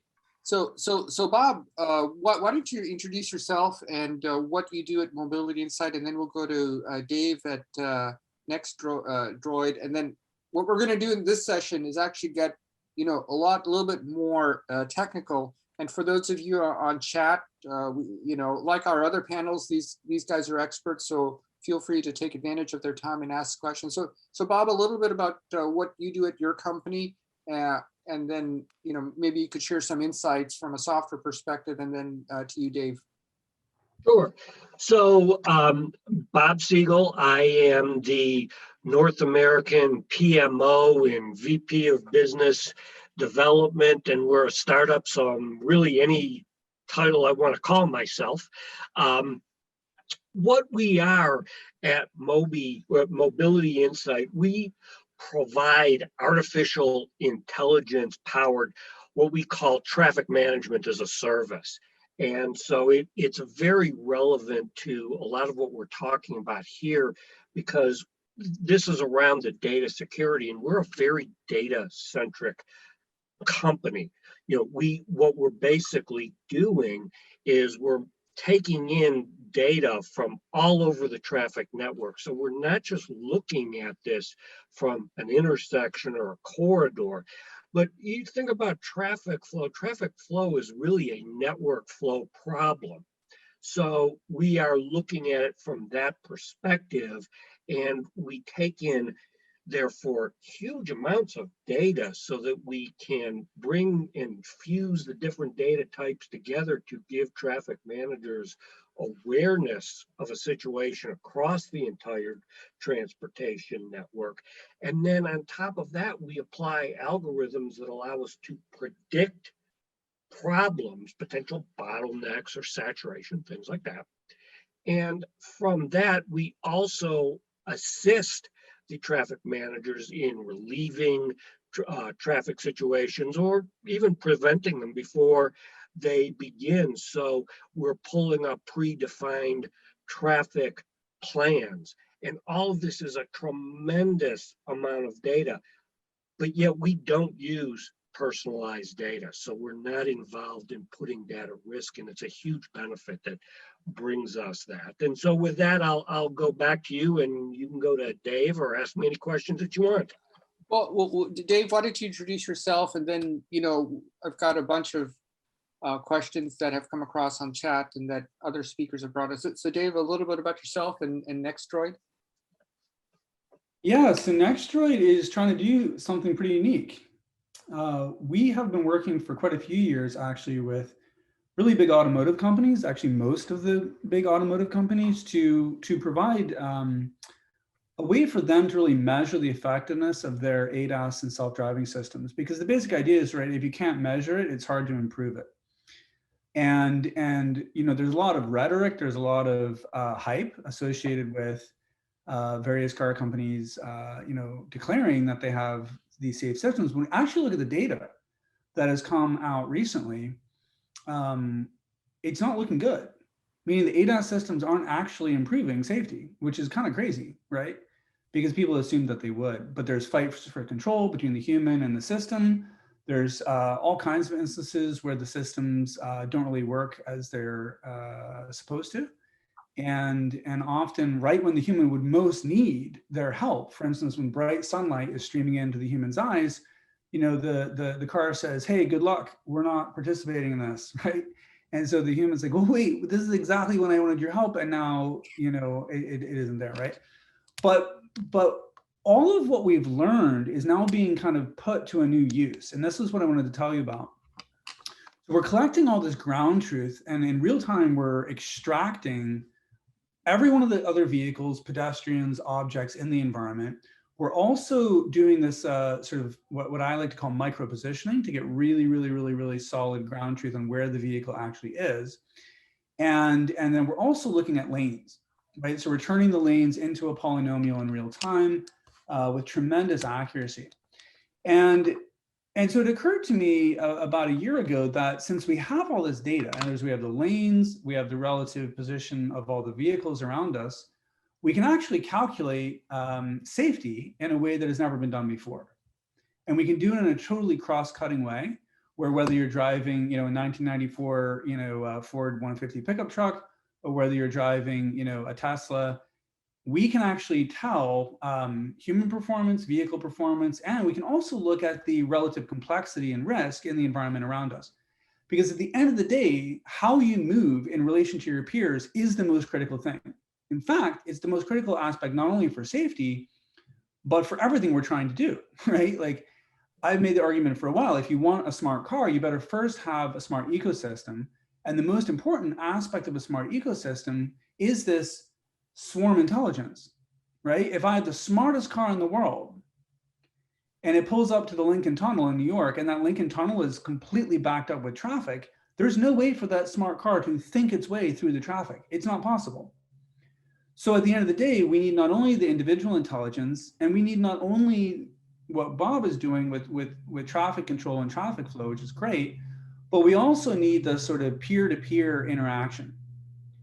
And so with the insurance companies recently, we've gained tremendous traction, right? Because a lot of the insurance companies like State Farm, Progressive, Allstate, Geico, they all have a little dongle that they put in the cars, and this generally measures whether you go over the speed limit, and it measures hard acceleration and hard braking. The challenge is turning that into a predictive value, meaning that it can actually predict safety outcomes, which interestingly, it cannot. Because at the end of the day, if you're speeding on a Utah freeway and there are no other cars, it's not dangerous. It's not even slightly dangerous until you get to go extremely fast. You see what I mean?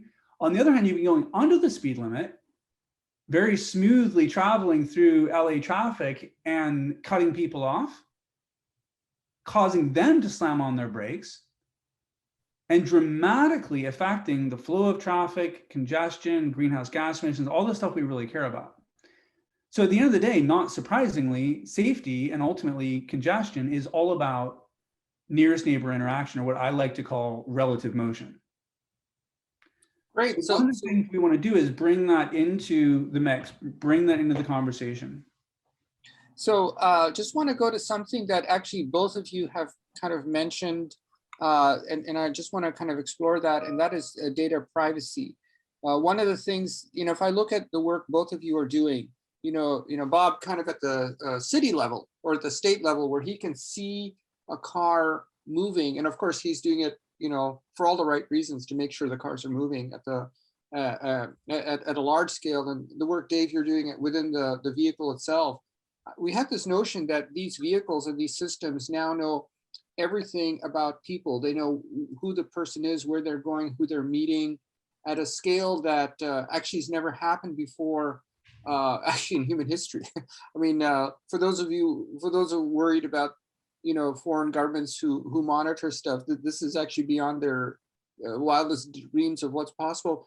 How can we have continual growth in intelligence, yet safeguards to make sure that that intelligence is not misused by a criminal?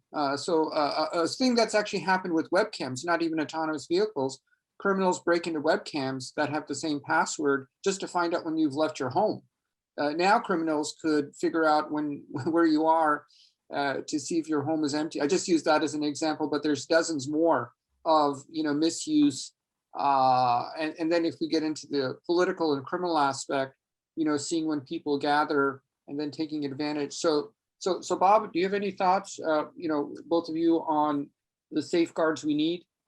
Yeah, I think there's a lot that needs to be done here. And I think, when you start with, from a security perspective, you have different uses for different types of data. So we can take something very similar to what we saw in the previous demonstration, a view from a camera. We don't have to know that Junaid is in that vehicle. We just have to know that there is a vehicle there and be able to detect speed and direction and that sort of information. There are other aspects of the environment where they do need information. For example, if we go into a congestion pricing application, or what Dave was just talking about with the dongles and the vehicles for insurance purposes. And one of the great things as we get to 5G is you'll have different channels, different slices for that sort of data. But I think that we really, as an industry, have to do a couple things. We have got to try to develop solutions that don't require that we capture that data. At the very least, process it at the edge, okay, so that we're not bringing it back into the cloud. But even before that, don't get it if you don't need it. That's number one. When you start also getting into the privacy aspects and you bring that in, one of the things I think that we have to recognize in this industry, and this has to do with every one of us on this call, is remember that the trust, the driver trust, the public trust is really, in fact, like an asset that all of us carry on our balance sheets, every business or every government organization. It's a very fragile asset, and we have to look at it that way and protect it in that way. But I'm afraid that it's, in some cases, we treat it more like a in economics, they call it the tragedy of the commons, where too many people take advantage of a common asset to use it for their own good, and that depletes the value of that asset. And I think we have to be very careful that we're not going there. So, it Moby, one of the things we're doing, like we're looking at right now, a program where we're providing origin and destination data. So this is through origin and destination matrices. And so you break this up into individual zones, okay? And in most cases, when you look at an origin and destination zone, you have so many vehicles there that when you anonymize and aggregate the data, everything is fine, okay? But in cases where the zones have a small number of vehicles, we've developed algorithms that help us zoom out from that zone. So you, Junaid, remain hidden. There's nothing there, but we can still get the data out of that. And it's hard to do. Okay, it's not fun. I'm really only 25 years old. I had a full head of hair before we started working on that. Okay, it's hard work. But you know what? It is so important, because without this, it's not only that we don't have these businesses, we don't get the environmental improvements. We don't get to save the lives that so many of us really want to be a part of saving and preventing these accidents. if we don't have that public trust. Yeah, Dave, how do we keep our cars from spying on us, especially given your fantastic software, which we'll talk to another car? And so, do you have any thoughts on privacy and also the misuse of this data by cyber attackers who break into it? Yeah, well, I think the first thing I would say at a high level is, we want to steer clear of centralized approaches, right? And so I'm a big believer in swarm intelligence, as I was mentioning before, which is going to pay us big dividends, not only because it's just better from an engineering perspective, but also because it really diminishes the possibility of bad actors, to tap in and use that data and from a centralized location. So in other words, like everything we're doing is really kind of relative and peer-to-peer. And I think that's an important distinction. It's actually marvelous that when we did all this stuff with the DoD, right, when we were doing essentially ground truth for landmine detection, which believe it or not is very similar to what we're doing now, we had to spend a lot of energy, about 7 years, sort of convincing the Department of Defense that even though all of their requirements were written in global terms, they really didn't need to know where the landmine was on the face of the earth, right? What they needed to understand was where they were in relation to the mine. You see what I mean? And the way I explained this was like, would you want to walk through a minefield using GPS to guide you? No, you would not. You absolutely would not. What you need to know is your relative position to that mine. And reporting everything in global coordinates is wrong. Like, it is wrong. It is a bad, wrong thing to do, and it's going to produce the wrong system, the wrong outcome. So the problem is that we convinced everyone over the last 20 years that somehow GPS and the idea of localizing off satellites in space is how they could orchestrate everything. And of course, GPS is wonderful and we're doing it, and I'm not saying anything against GPS, but in cities, it's off by 30 meters a lot of the time. And so for any kind of safety critical enterprise, it's a big issue, right? And so how we calculate positioning should be swarm-based, how we distribute data should be swarm-based. In my thinking, we don't necessarily need to know who's in that car so much as we need to understand the impact of your driving on the roadway.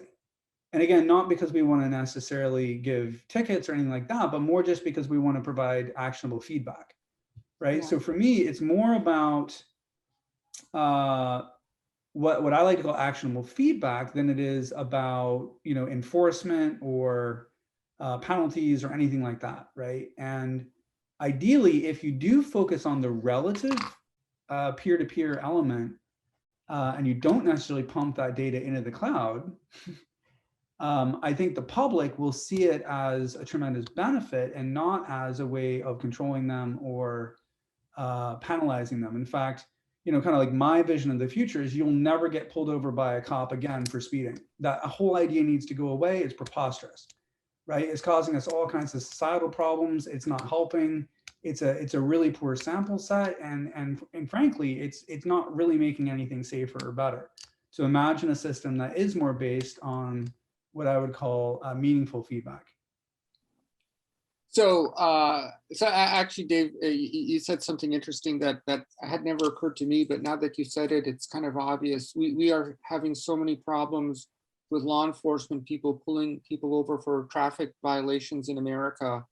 And, just when you said it, I just realized that, if that was fully automated, so the system didn't even know who it was, and there's no notion of bias, that could be kind of revolutionary in terms of that these smart transportations just aren't just about technology, that they could actually have a societal impact that actually we never thought about. And that's actually a kind of very interesting thing of, smart transportation.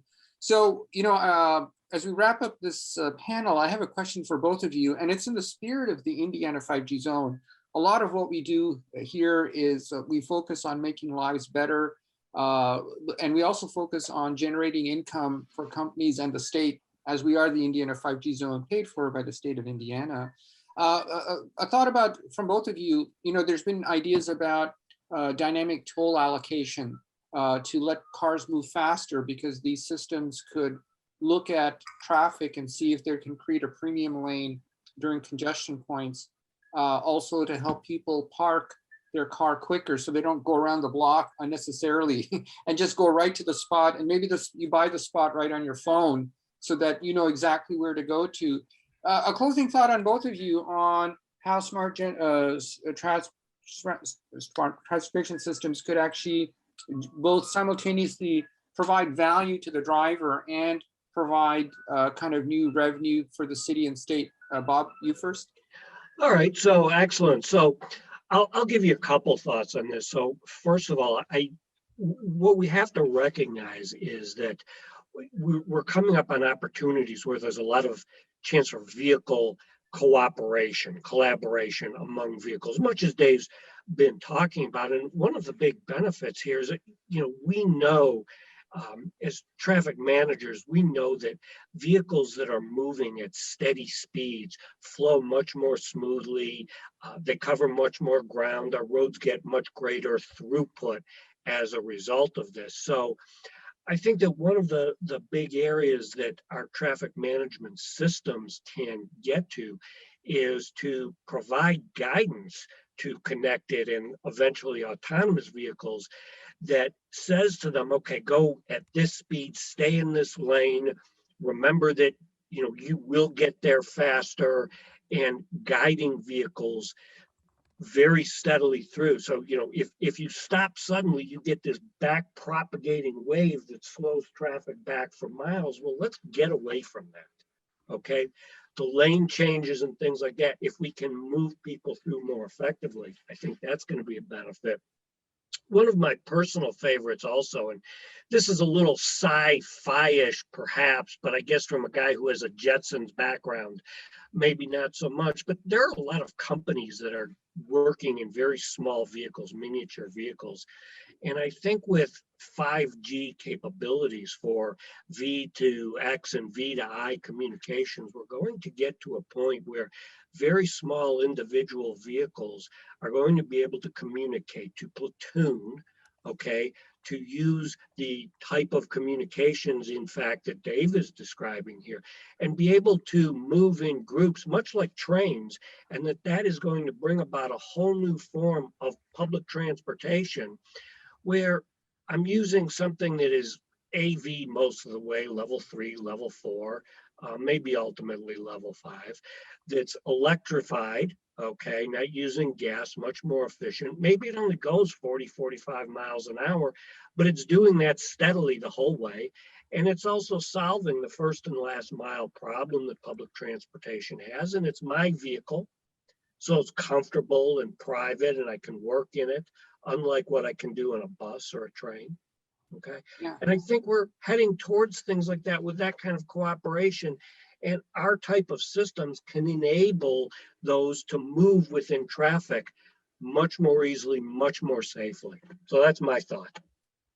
Great. And then Dave, your kind of last thought to you on a kind of a win-win, both for the driver and the state of Indiana and other states as well.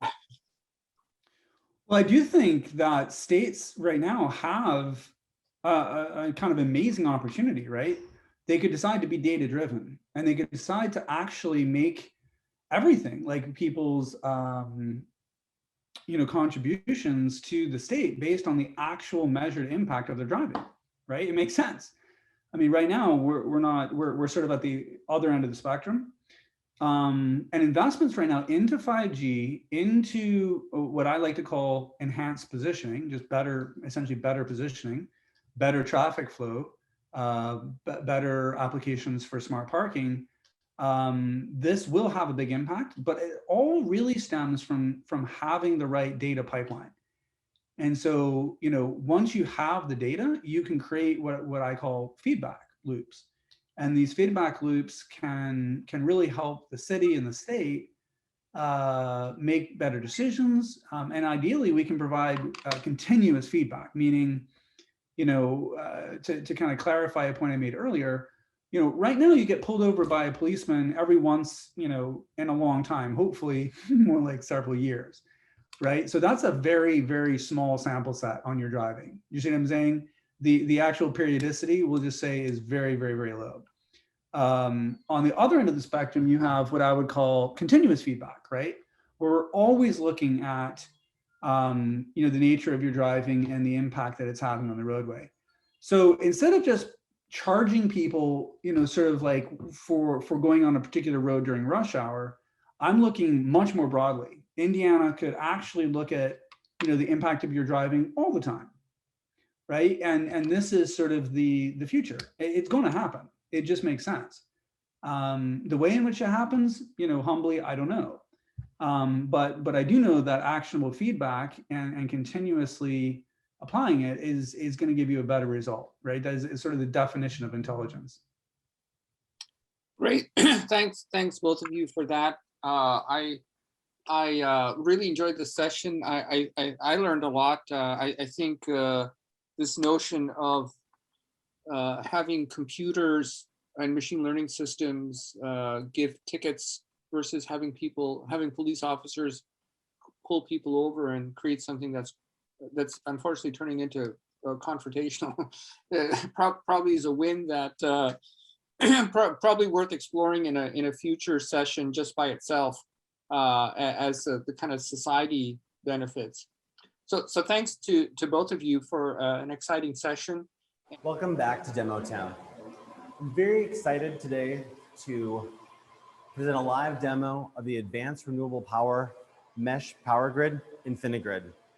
This sustainable, secure, distributed solution is a collaboration between the Indiana 5G Zone, Advanced Renewable Power, Performance Defense, and XQ.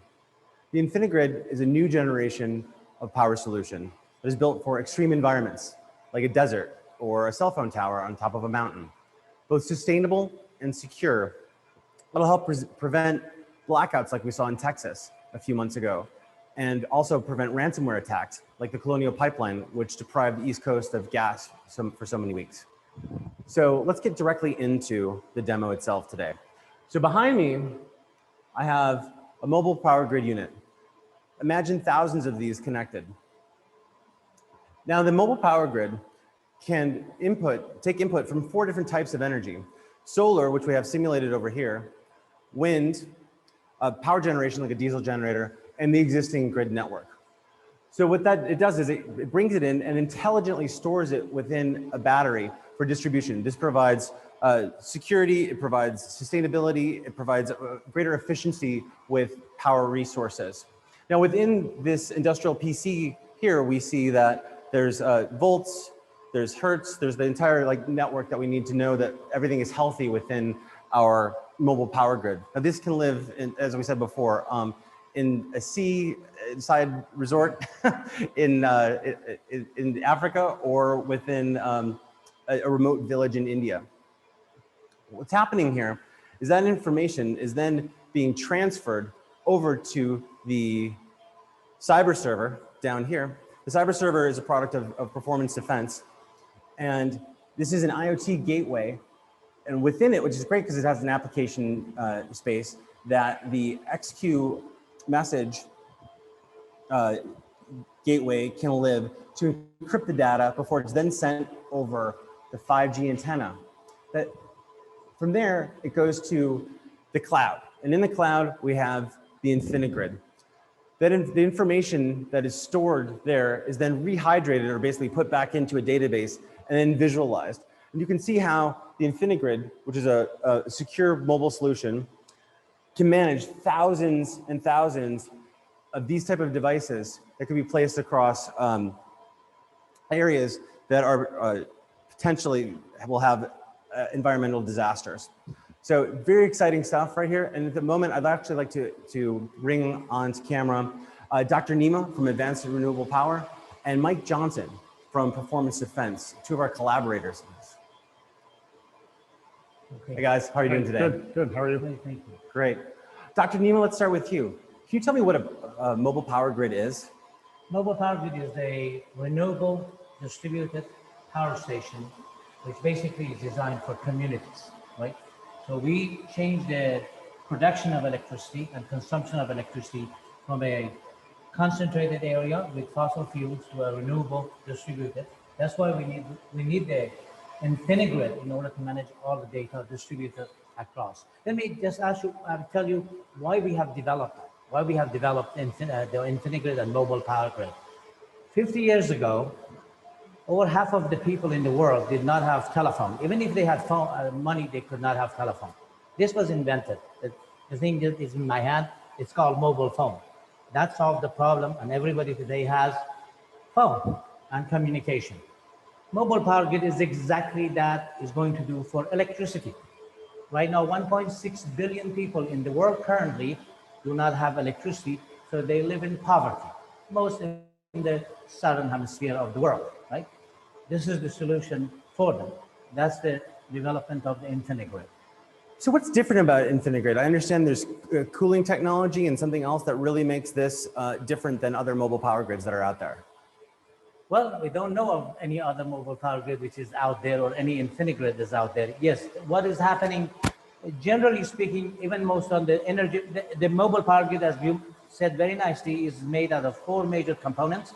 The production, which is again itself has 4 major components.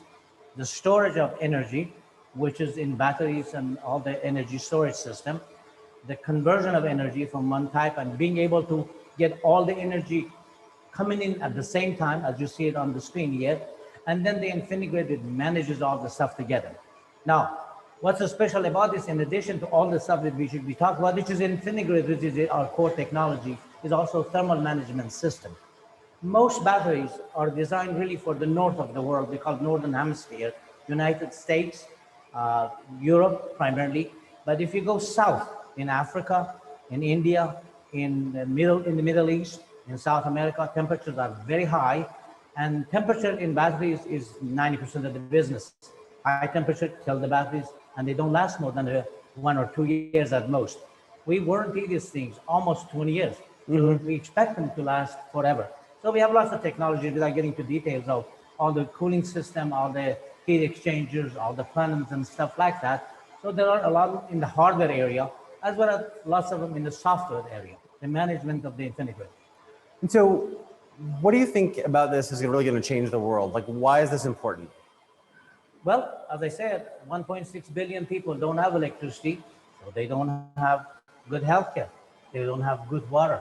They don't have basic necessities that they need to live. So IN5GZ, we believe that mobile power grid with IN5GZ will solve that problem and get them out of poverty. That's really our mission.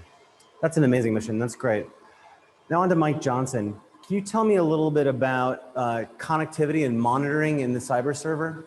Yeah, no, thanks, Brian. Just to back up, we started with NTI and XQ and ARP working on this project, and just hearing from Nima and what this project does, it's just so exciting. I'm just so motivated by it. So just want to say thank you to everybody. Thank you to NTI. We've had just a great time working with you all. When we started with NTI, we wanted to build a 5G gateway for the lab. We wanted to have some solution that apps could be developed and could try out different things and work on projects like this and just have a really good time figuring out what 5G is all about and how we can bring it to the market. So I guess what I want to bring up is just 2 things, how we're coming to the table with our cyber server, with connectivity and high performance computing. So first, high performance computing. What we didn't want is just to have a cyber server that was just a gateway, right? We wanted to have the ability to have real-time data analytics, kind of high performance computing, things that are robust applications, trusted and certified, that can run on the device. So definitely wanted to have something where you could have machine learning and AI involved as well. So what we provide in the cyber server is a quad-core processor. We have high-speed storage and high-speed memory, and we have an expansion capability. So that's one in terms of the computing aspect of it. In terms of the connectivity aspect of it, so we had a baseline 4G capability with our IP. When we got involved with NTI, we developed this unit within 3 months. So our team got to the table and said, how are we going to do 5G? And we were able to do that. We learned a ton on this. What this cyber kit provides apps developers is the ability to do wireless, wired, cellular, and what's also capable of Bluetooth and GNSS on this cyber server development kit. So that's kind of how we're doing what we're doing in the cyber server, Brian, for connectivity and monitoring. What about cybersecurity? How does it help with that? Yeah, a lot. So it's, you know, he knows a lot about cybersecurity. XQ, that's their whole business. So it's been fun working with Brian and his team. When we developed the cyber server, we carefully considered what kinds of cyber aspects we wanted to include in a hardware architecture. There's 4 aspects that we really thought about. And it starts first with the root of trust. So the root of trust is really about having known software, what's going to run in the box, and making sure that's the software that's actually executing. So how we do that is 2 things: secure boot and trusted platform module. So our unit has a trusted platform module built into the unit that does key management and kind of that security crypto processor capability. So those 2 pieces start with the baseline root of trust, and we ensure that our secure boot, when it launches, if the software is not signed the right way, it's not going to launch, it's not going to run. So that's part 1. Part 2, we have a trusted execution environment on this box. And so really that means we have 2 sides of an operating environment. One that's a rich OS that we have security enhanced Linux running on it. And the second is like an opt environment. So it's a secure world. So with the ARM Trust Zone capability in our processor, it allows us to separate specific hardware resources that we only want access to specific applications. So we can protect on the secure world on only specific hardware resources, specific applications that want to run. And then we have a rich OS that can run on the other side for more external applications. On top of that, as I mentioned earlier, is security enhanced Linux. So that provides us access control, a little bit additional level of security using that OS so for our application to have just that additional piece of security. The last piece is the CyberKit's a single board computer. We have the capability for expansion, as I had mentioned earlier. The expansion is enabled through a PCIe connection, and that will give you dissimilar processing. So for red-black architecture, you need to have dissimilar processing, and our cyber server provides that. I understand that it also helps with system updates. Yeah, no, it does. So our background's avionics, and avionics, there's a data load capability. It's called ARINC 615. So ARINC 615 is a way to get data on and off. It's a standard protocol. So our company, we have a product. We have a product named our data loader. A data loader has 3 capabilities. One is a server capability, and a server really what it is it runs on a box and is able to load other units. A client is, and actually what we have on this box today is a client. So it will allow the box to be loaded remotely, wirelessly, over 5G or over wired or over Wi-Fi, for example.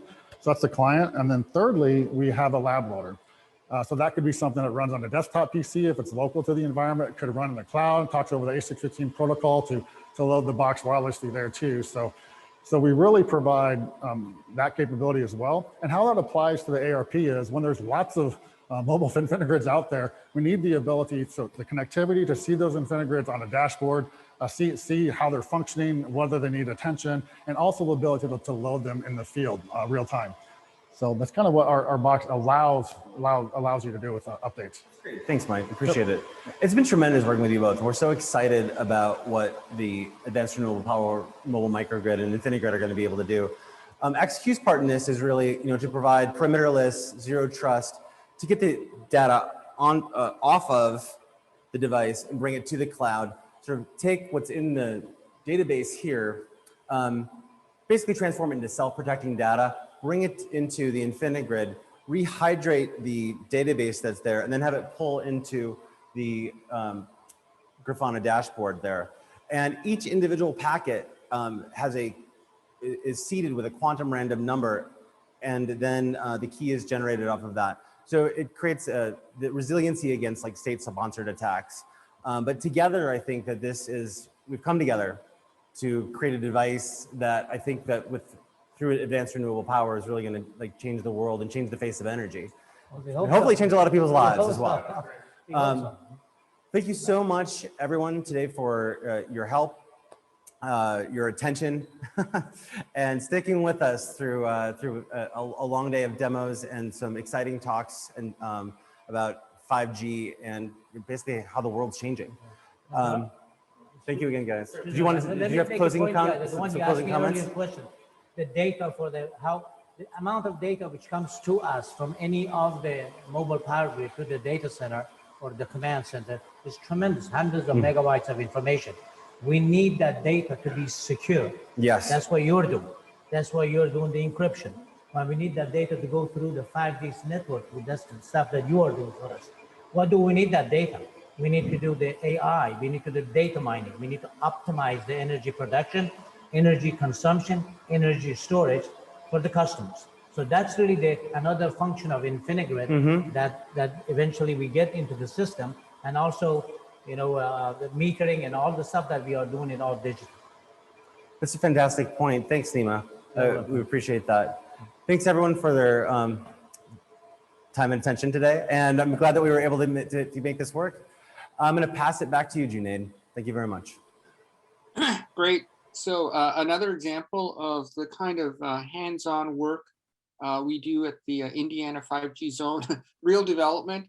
For those of you watching, hopefully one of the themes you can see is we're actually inventing systems, and inventing systems not just for the sake of inventing or writing a paper, but actually doing the entire life cycle. So in the case of the energy system, as Dr. Nima talked about, how do you make a resilient energy system that helps people on a global basis, that's able to integrate, traditional systems of power generation, but also new like solar and wind, and make it smart and intelligent and cost effective and mobile all at the same time. So Sadiq, if you wanted to, and Mike's back too. Sure. Thank you very much, Junaid. It's been a pleasure and honor to be on this panel to discuss about smart transportation and mobility solutions. And I've been listening to your previous speakers and panel members as well. Great insight. I have got a lot of new information as well, and I'd like to thank you all the organizers for this wonderful event, for organizing it for a lot of people, I think all across the world, I guess. So with that, I'm a professional engineer, and with the background in intelligent transportation systems, smart cities, and safe and sustainable mobility solutions, you name it, like all these different traditional and non-traditional engineering related to traffic and transportation systems that I do provide service. I have experience of over 25 years working in private and public sector. I have also, had the opportunity to work in different parts of the world, including, North America, US, Canada, and Middle East, North Africa, and Southeast Asia. So I bring, a lot of comprehensive understanding and experience from all these places.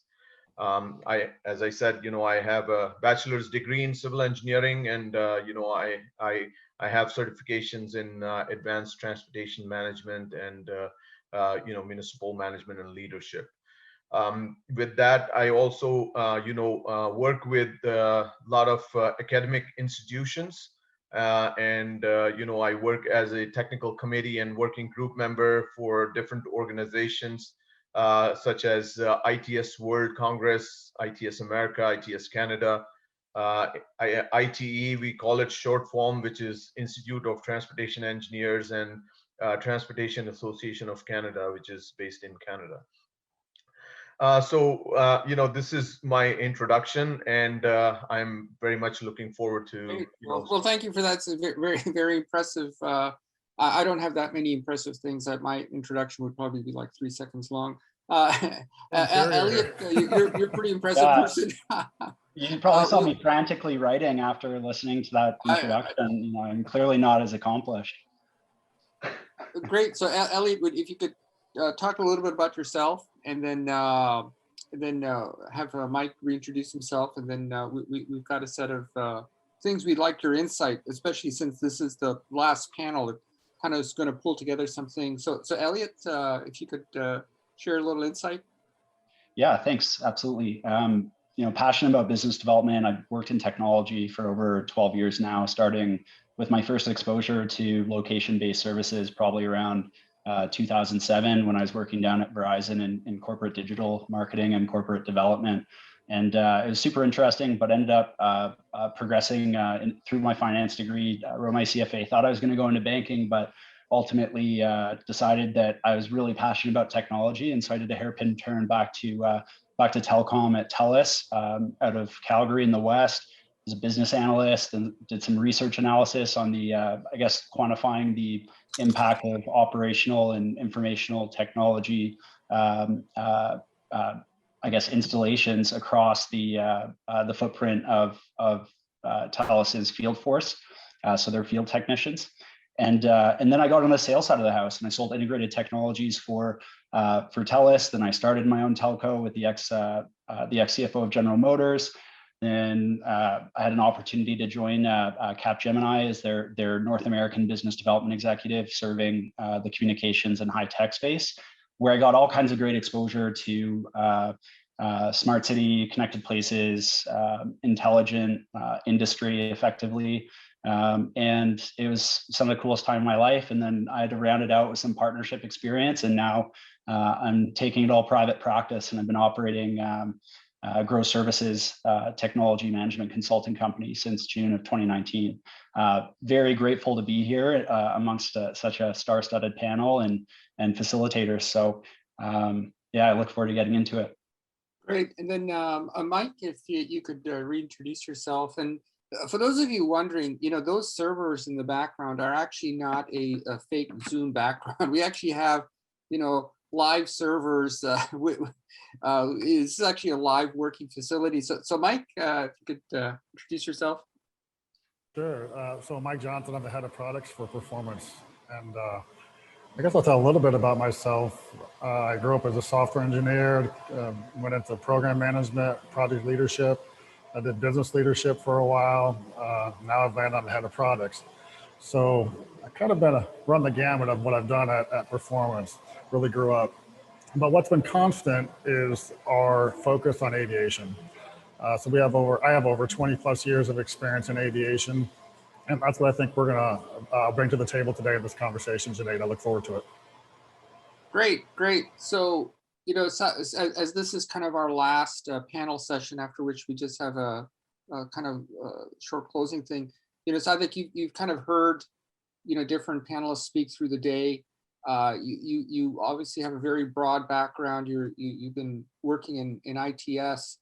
I'd really like kind of your insight, given what you've done professionally now for 25 years, and kind of what you've heard today on any your insight or glimpse of the future of how these large scale systems can help, or what we need to make sure that they do, so they do actually help. Because these large scale systems can go the other way. I mean, they can make our life better, but they can also make our life a lot more terrible.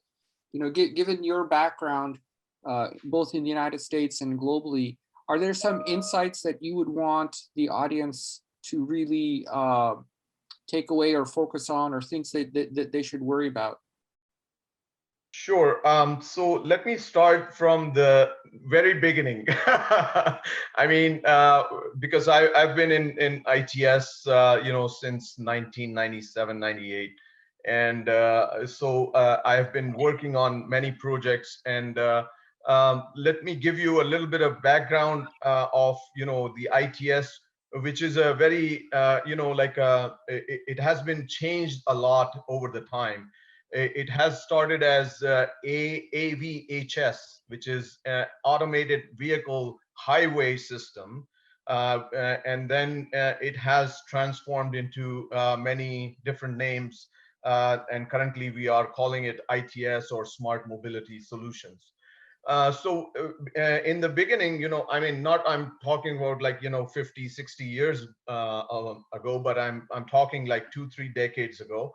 That the DOT, Federal Department of Transportation, FHWA and the Federal DOT, they have started this program where they like to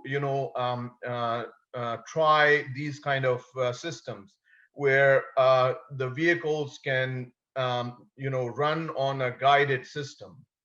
along the highways. But what happened is that, you know, over the time, what they have realized is that, you know, it is not worth to keep, you know, only one player or two players in the market, but, you know, you have to have public, private sector and academic institutions as well, to play their role in this research and development, you know, side of ITS and smart mobility as well. So over the time, what you see is that, you know, they have now realized that, you know, as we know about the 5G system as well, that they are trying to allocate some of the bandwidth to the private sector, so that, you know, in the private sector market, people can innovate and, you know, come up with different solutions, you know, and do not rely on the DOT as well only. So that's the kind of things that I see. And, you know, in terms of the application, I don't know if you have heard much from other speakers, but, you know, it has a role in each and every modes of transportation. So, you know, when I'm saying that, it's not only limited to, you know, private cars. I'm talking about transit services. I'm talking about, you know, active transportation, which involves bicycling and, you know, walking, skating, and whatever. And then when it comes to goods movement, so you are talking about commercial vehicles and freight movement as well. So, you know, as we will go along, hopefully I will talk more about it. Great. I mean, thanks for that. And one of the things I do want to go back to some of the things we learned about today with the session on logistics with Kam and Kamil, who I guess ended up being friends, and the idea that, you know, we can extend farm to table, to not just the table, the restaurant table, but actually your home table by having these systems deliver from farms right to people's homes. And exactly. I mean, like, you know, nowadays, you know, you have more and more devices that are connected to each other. So, and it is growing. So you definitely need, you know, more strong and reliable connectivity. And that's what we are, you know, heading towards. So Elliot, you know, I know you've been looking at this from a business perspective, you know, both working for very big businesses, but also working for startups. One of the key things is, you know, for all of this transformation to happen, it has to be not only self-funding, but generating efficiencies, not only for governments, but also for companies. Do you have any thoughts on, you know, just because you're on the business side, where the business opportunities are or efficiencies are that will help pay for all of this, you know, kind of given your work? I mean, things that might be new company opportunities, new service opportunities that you've come across your work as you analyze this market. Yeah, I mean, by definition, systems of this nature have a lot of participants, and partnerships are huge. And I think it was Sadiq who said that, you know, in his experience, it's not just, you know, smart transportation or smart logistics. It's really enabling an ecosystem of partners to work together. And so at Capgemini, their framework was, as you acquire the data, as you aggregate the data, as you analyze the data, as you sign the data, and as you act on the data, you need partnerships, whether they're software, hardware, or master integrators, to enable the flow of information across that stack, not only in a unidirectional way, so up and down, but also left and right in the event it needs to talk to any tangential horizontally or horizontal related systems. And so in order to make all of that work, you need to have a really clear vision on what the platform looks like, what industry verticals you're going after, which have the most tactical versus strategic return on investments, and get into some really creative commercials. There's a qualification, Francis Smartest City. It was a program that my team worked on at CAP, and it was effectively solved with a partnership between Intel and Capgemini. And what it involved was participation from EDF, which is the power nuclear company, from Suez, which was the municipal water company, the metropolitan government of the government of Dijon metropolitan area, as well as the individual boroughs. They collapsed 7 boroughs into one smart city that had collapsed 7 different fire departments into one, that collapsed 7 different police divisions into one. And ultimately what was required is to look at, you know, the most tactical, high return use case for a connected city, drive hard at it, and then use the carbon takeout or benefit or ROI to reinvest into the platform. And so what ended up happening was it was a really cool public-private partnership between the city of Dijon Metropole, the energy and water companies, and their technology services partner, which was Capgemini. And so they basically rolled out a smart lighting solution. They retrofit, you know, smart lighting. When you talk about retrofitting, you know, incandescent to LED bulbs, I don't think there's much intelligence in that. But they took the carbon takeout and all the savings to reinvest in the platform to tackle higher, more complex issues, we'll call it, with greater risk. Great. I mean, that's really insightful. You know, Mike, you know, you've been developing a gateway, which I kind of find interesting, and I think you should share with our audience, that is able to take data from older systems, avionics systems, and put them into machine learning. But the interesting thing about your project is it's actually a generalized solution that can take data from anything and put it across any network, you know, terrestrial and space. And one of the interesting things about the work you're doing, which kind of connects with Sadek and Elliot, is unlocking the value, right? That is, here's a device. In your case, it could be an airplane, it could be a truck. There's data, but nobody can get to that data. I mean, you know, if you go to a truck, you have to like rip it apart, or, you know, where the work you've done is, you know, putting sensors on older planes, putting sensors on older trucks, unlocking that data, which then allows us to unlock that value at the system level. What Sadek, can you kind of share with your with the audience, kind of specifically some of the technology you've done, which I think is quite interesting, that you can actually get new data from old sources by adding an intelligent gateway. And then, but more importantly, some of the work you've done in unlocking the value, you know, where, you know, looking inside an airplane and or an engine and seeing how the engine is performing. Sure.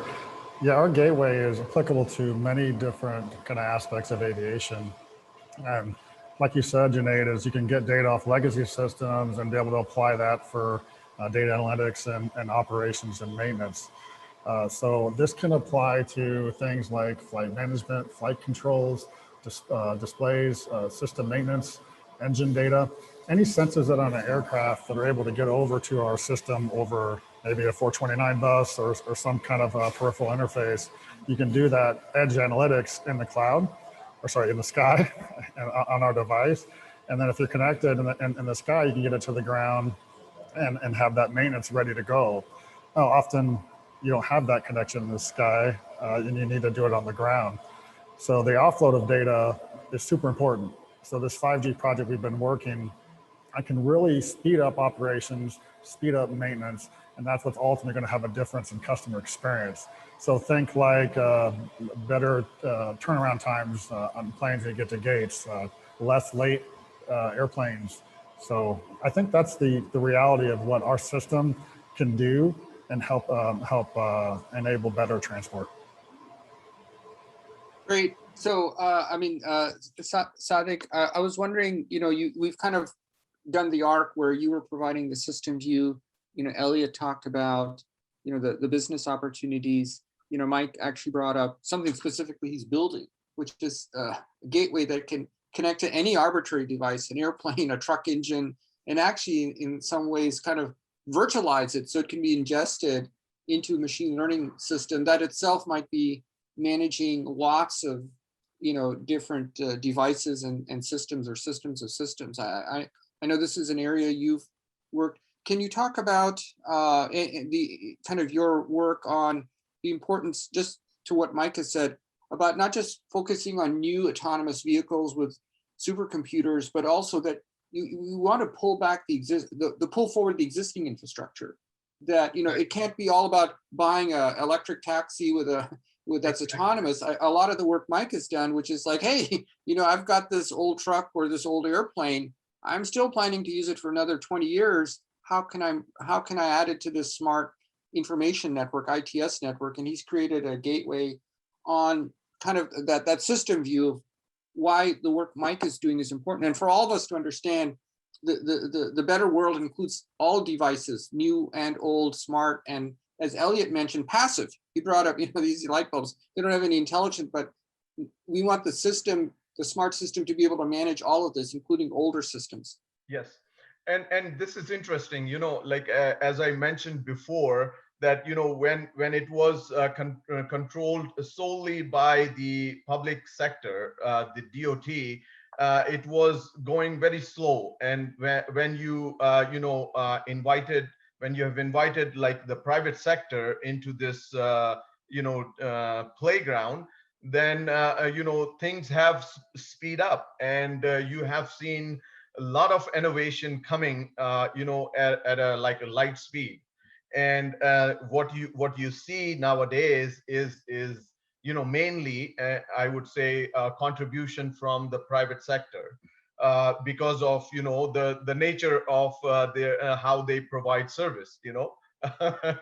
And I mean, like, you know, nowadays the same thing is like, you know, you have the autonomous vehicle you know, available, but do you have the infrastructure where you can run that autonomous vehicle?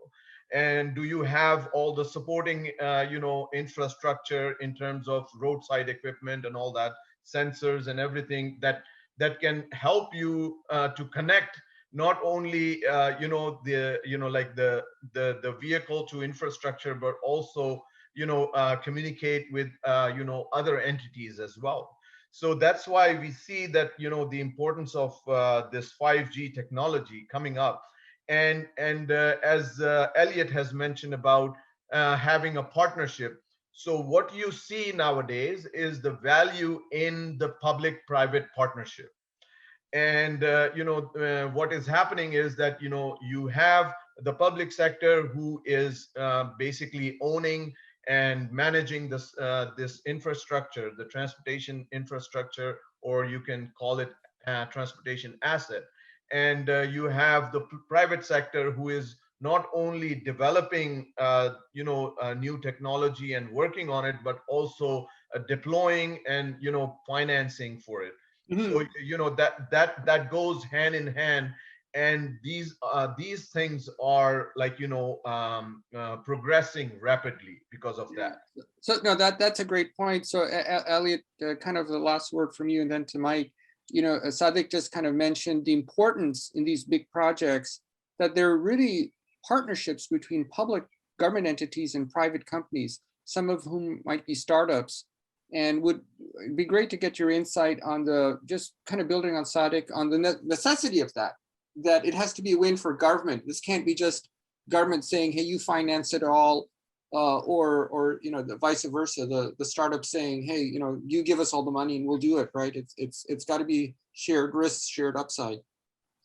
Yeah, I mean, you can get really granular on the levers that you're analyzing in any solution. If it's a smart water solution in a smart building environment, then maybe they're saving tax. Maybe that building, the asset owner, is saving taxes on the amount of water that they use after their consumption goes down. The government sees a reduction in their tax revenue base. And the building profits, there has to be some sort of thought to the creative commercials and the revenue split or profit share or cost takeout share that these solutions afford. And I think that it's also driven by, it's highly driven by the application and the requirements of the application and the connectivity requirements of the application. That needs to be sorted out first before you can really solve for the creative commercials, because you won't have your cost inputs figured out. Great.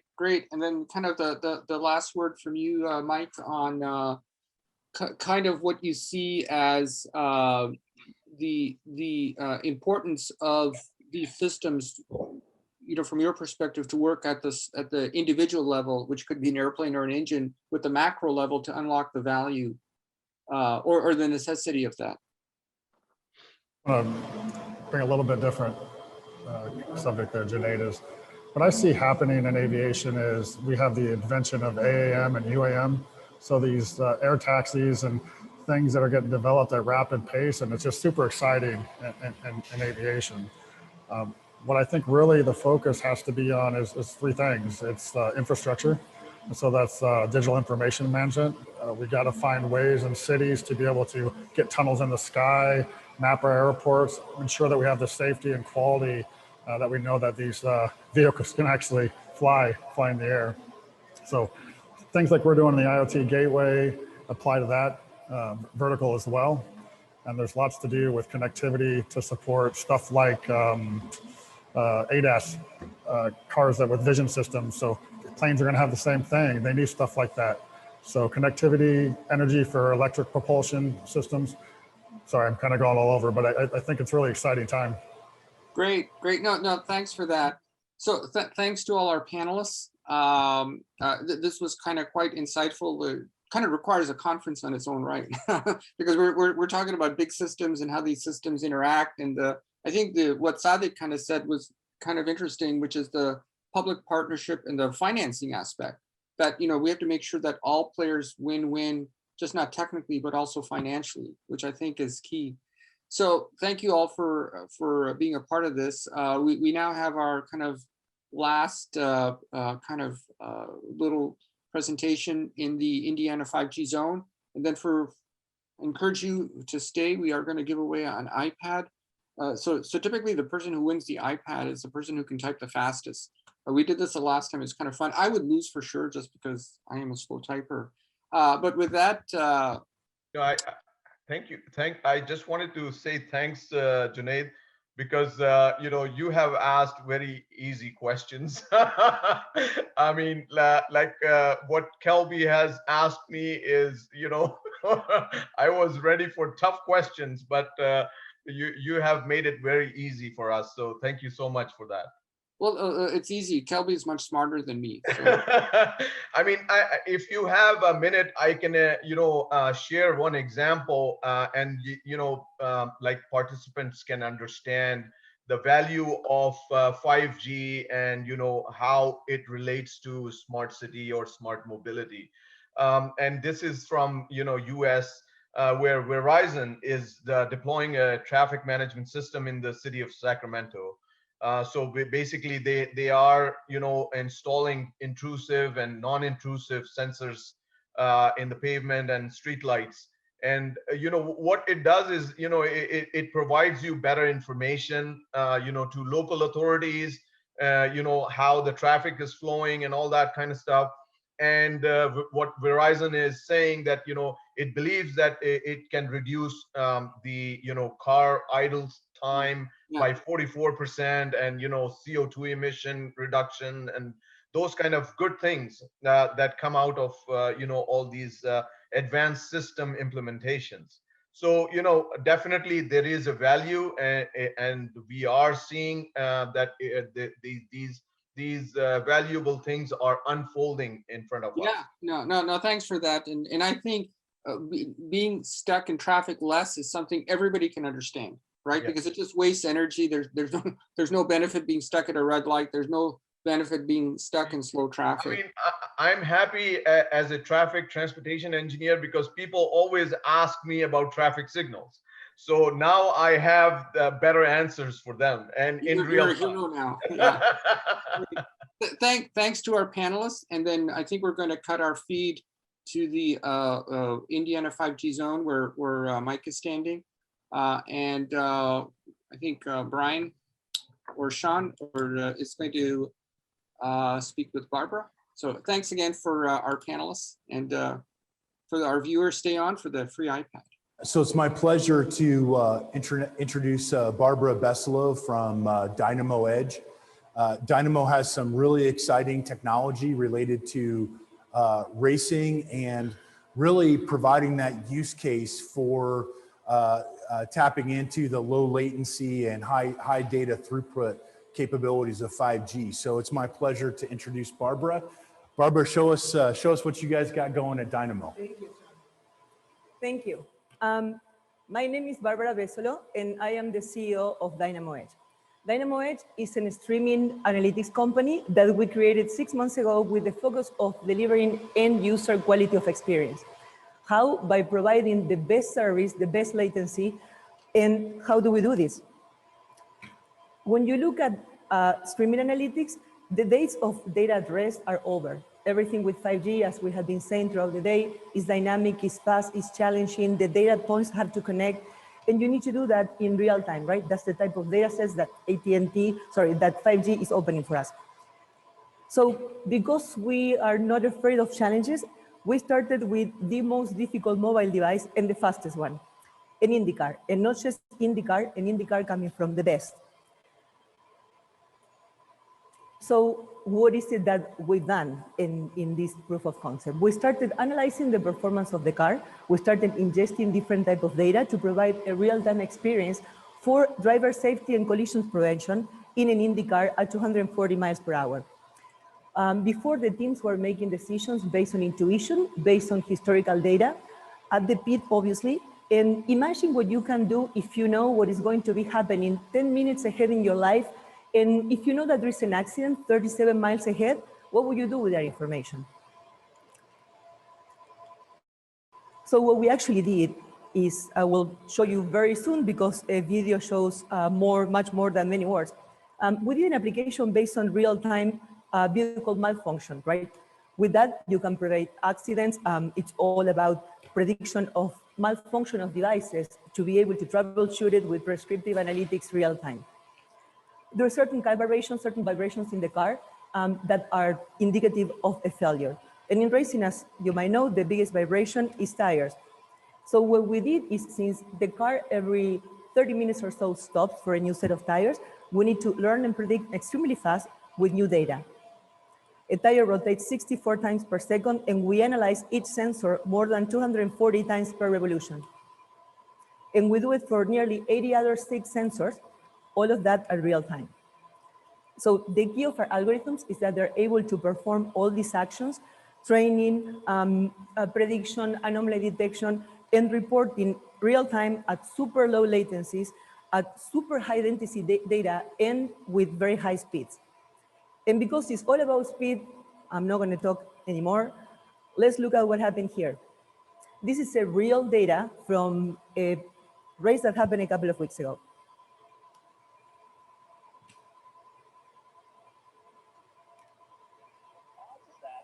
It's just that the wear of the tire doesn't wear evenly. You run a lot of toe out in front of these cars to make them take through the ovals and block.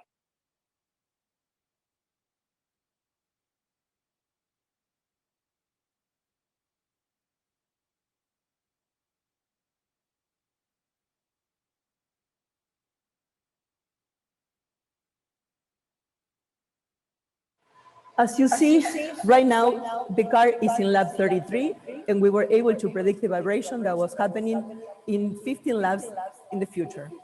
So imagine what you can do with that information going forward for all types of safety applications. Let me go back here. Sorry, we have A lot of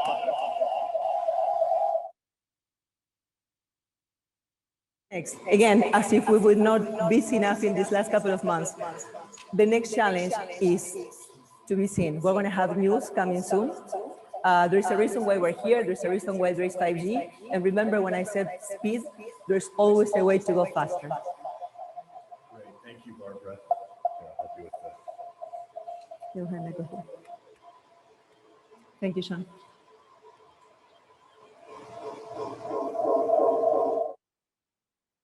So that's really just a sneak preview of what Barbara and her team have coming up for later this year, related to, I'll just say, race cars, data analytics at the edge. So stay tuned to what's coming up next over the next couple of months. Upkar, if you can send your email contact to the Indiana 5G zone, we will. Hello, can you hear me? Oh, we can. My God, can you tell us a little bit about yourself and the fact that? Well, guys, you did a really good job here, man. You did a really good job. Outstanding, outstanding, Mike. Outstanding, Mike. Upkar, where are you? I mean, so this is live. So just so you know, we I know. do not can these. These aren't. I know, but I think most people, some of the people in the event know me. David knows me. Cam knows me as well. So I'm a troublemaker, right? So Mike knows me a bit as well. So tell us about yourself and where you are, so we could send you the iPad and what you're going to do with the iPad. My children steal my Apple toys, so I don't actually get to keep my Apple toy. Great. Oh, can you hear us? Oops. Uh-oh. Are you there? Oh, so does this mean I have to? No, you're on. Oh my God. So does this mean I have to own up, right, and give you my credentials? So guys, it was a great show, actually, great show. And I invite you to my shows, right? So I have many places where I put up a similar stage, right, in the IEEE 5G World Forum, Wow. where I'm the one of the instigators in crime. So, and I do also hang out with the power guys as well. So NSF. So, and I've been doing this thing called communications from Space and Defense Days. When we moved it to, when we came from space down to GSM, there was a time when guys who were doing satellites thought that the future of digital communication was via satellite, but Intel came along with Moore's Law and the base stations on the ground took off. That's GSM. Great. Well, thank you for staying for the whole event. Thank you for answering the question. Well, thank you for winning and thank you for your contributions. I mean, it was great that you won it. And like I said, somebody from our team will, I think we've got your email, we'll contact you. We will send you the iPad and hope your kids get some value. And then, but I'm happy you won it. And then, so back to you, Sean, for the closing comment. And thanks for everybody. Thanks, Junaid, and congratulations. So I think that's a great way to wrap up. It kind of shows that we're a community. I just say, hey, what's some great partners? IEEE, Power, what a great group of folks doing some of the core research to advance the technology. I want to personally thank all of our presenters, all of our team members that participated in the demos, to our participants online and here live in Indianapolis. Things are moving fast. A lot of good developments. Hopefully, the folks online got to see some really interesting technologies and started to see that how you can use 5G, how it powers the smart economy moving forward. So I'll close with that and I'll make one final comment. Hey, we're here. We're actively working on projects. We're looking for partners. If you've got an interesting 5G edge, low latency application, come talk to us. We'd love to work with you on your product development, or we'd like to partner with you as part of our strategy to drive collaboration and development throughout the industry. And with that, I'll say coming soon will be some big news around autonomy. We've got some really cool and interesting projects coming up as we move forward through the second half of the year. So keep your eyes out for that. And again, thanks to the whole team and to our team that helped us produce this here in the lab. A big shout out and thank you to that. So with that, good evening and good day, and we'll see you all soon.